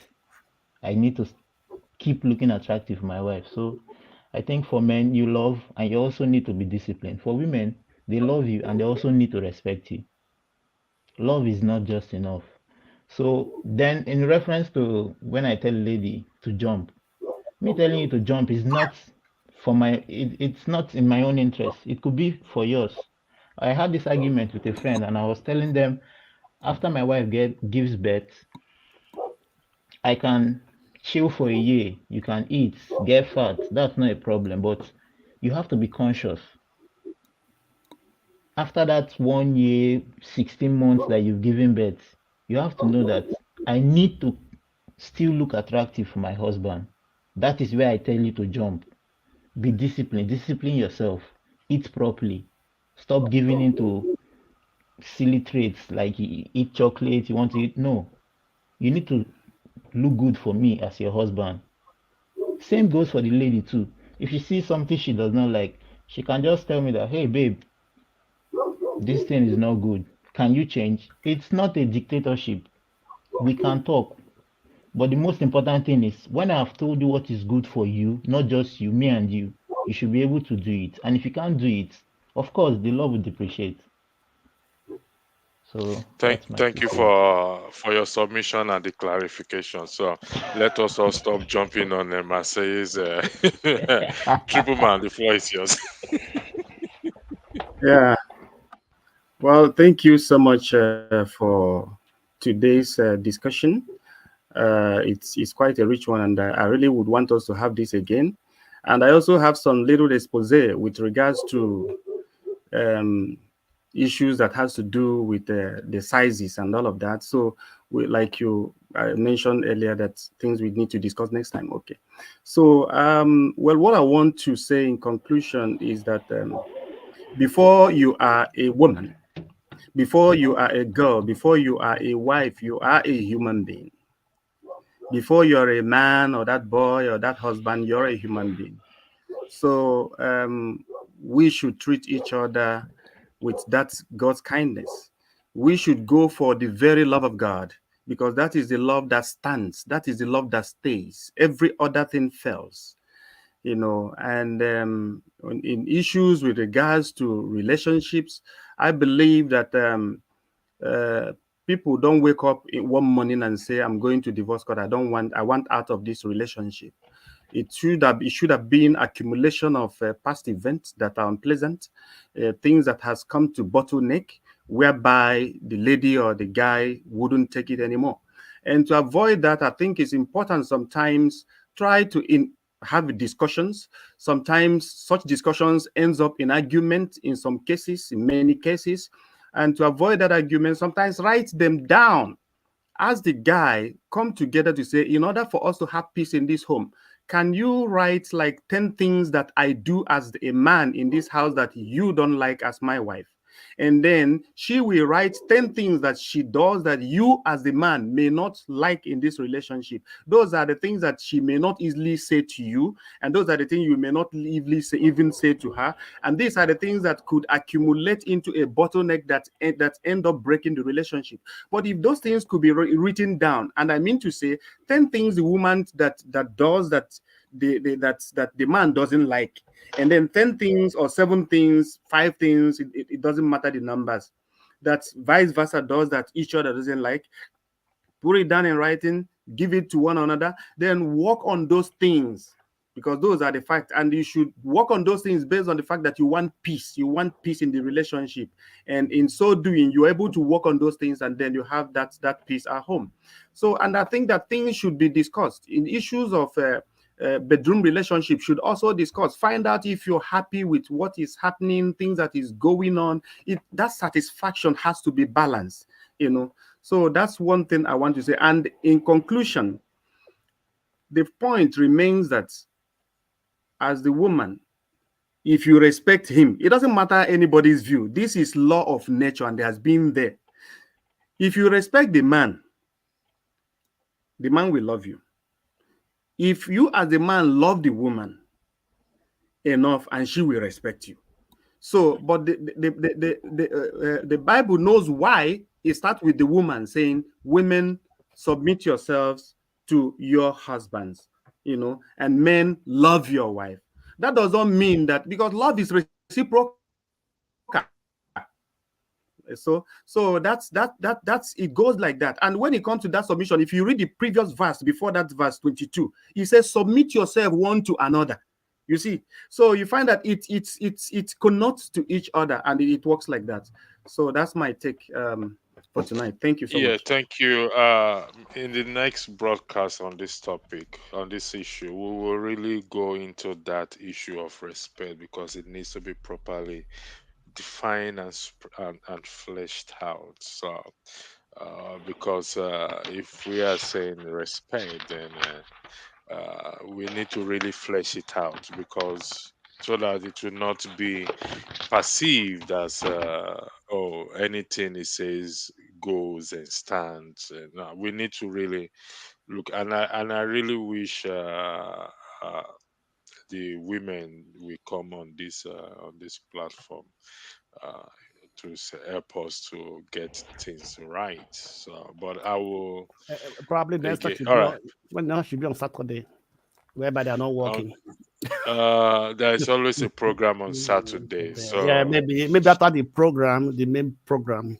Right. okay, I will have a discussion with Rudolph in that regard. I will sit down and I will ask him to watch this. I'll tell him it's a mandatory for him to watch this broadcast so that he can have his opinion and if to know how we go forward from here. So, Mr. Blackstone, the floor is yours. Thank you. All right, thank you. I want to thank you. Before you go, I need to read what Obiuche said. Also, Deborah said, "Well done, the one lady on board. Thanks for all your points. Love you, Lord." Obiuche said, "In summary, effective communication and good listening skills for both parties, not dictatorship on one party." So the floor is yours, Blackstone. Thank you, Mr. Electricity, and for bringing up this topic. And this topic is very, very important, and it is a thing that everybody talks about today. All right. Before I would like to read the book of First Corinthians chapter 13 from verse 4. Right? He said, "Love is patient, love is kind, it does not envy, it does not boast, it is not proud, it does not dishonor others, it is not self-seeking, it is not easily angered, it keeps not record of wrongs. Love does not delight in evil, but rejoices with the truth. It always protects, always trusts, always hope, and always persevere." So that's where I will stop. So that is the full. Those are the full article or full attribute. I will say love is like a packet. It's like a bus. Every other things are inside, right? I know that love is one of the most greatest thing in the world. If we know what it means and if we know how to put it in practice. In marriage, in friendship, in living together, love is the key to peace. Love is the key to oneness. Love is everything. So bringing it now to marriage, to relationship, let's know that if there's no trust, there's love is not there. If you cannot trust your partner, that love is lacking. If you lie to your partner, that love is not there. If you are a pompous person, a proud man or a proud woman, you cannot love and you cannot also find love. And one of those things that create problems in relationship, in marriage, is the pride. That is why I always say that before we go into marriage relationship, there must be a proper open communication.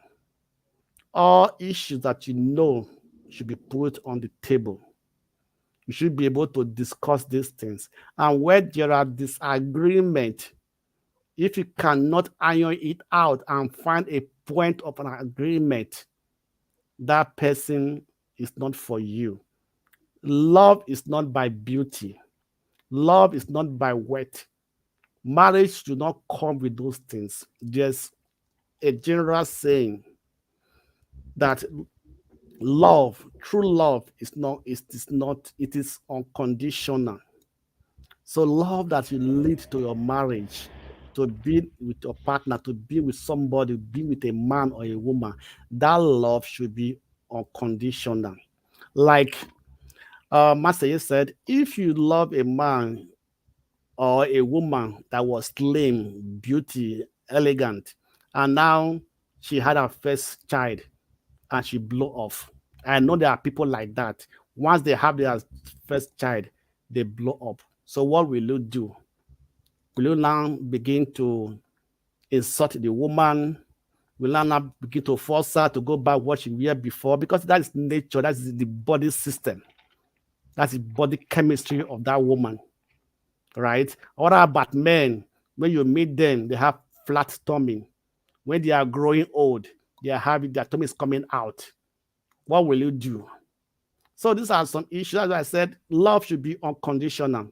Love should not be based on anything. Love should be based from from your heart, right? I know it is good to see some things before you go into marriage relationship, and those things should be intangible. It could be the character, it could be the person intelligence, it could be how the person respects you, how the person values you no matter what you are. So there are many intangible things. Love should come from the heart and it should go to the heart of the other person, not because of what you want. I know sometimes the first expression we see that attract us is the facial expression. And let's learn or let's know how to differentiate love and lust. Most lust today is is is confusing, is taken to be love, but not really love. So lust is let me get what I want because this person has what I want. It's my type of person. Is he or she is tall? He's having a good figure, so on and so forth. That is not love, because love should be based on unconditional reasons. Thank you very So much. that's my submission. Thank you. Thank you.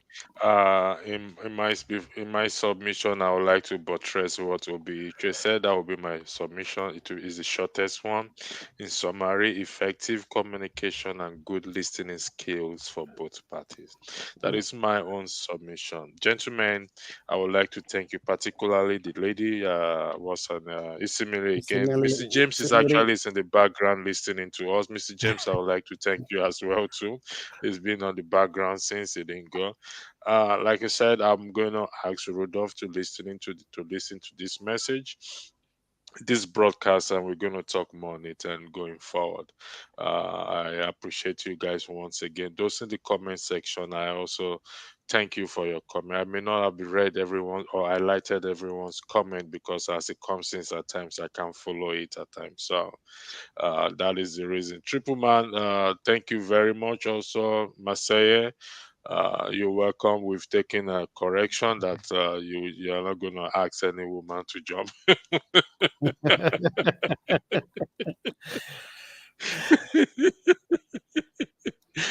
So, Obiuchi, I saw your message, but we will take it next time. Not if we continue with this chat system, we're not going to leave here. But what he is asking is, can we love someone without a good behavior or character? That is a Yes, very good I'll question. give a short answer. Yes, No, because Masaya, we will deal with this next time. We're all giving our submission. We need to close for the night.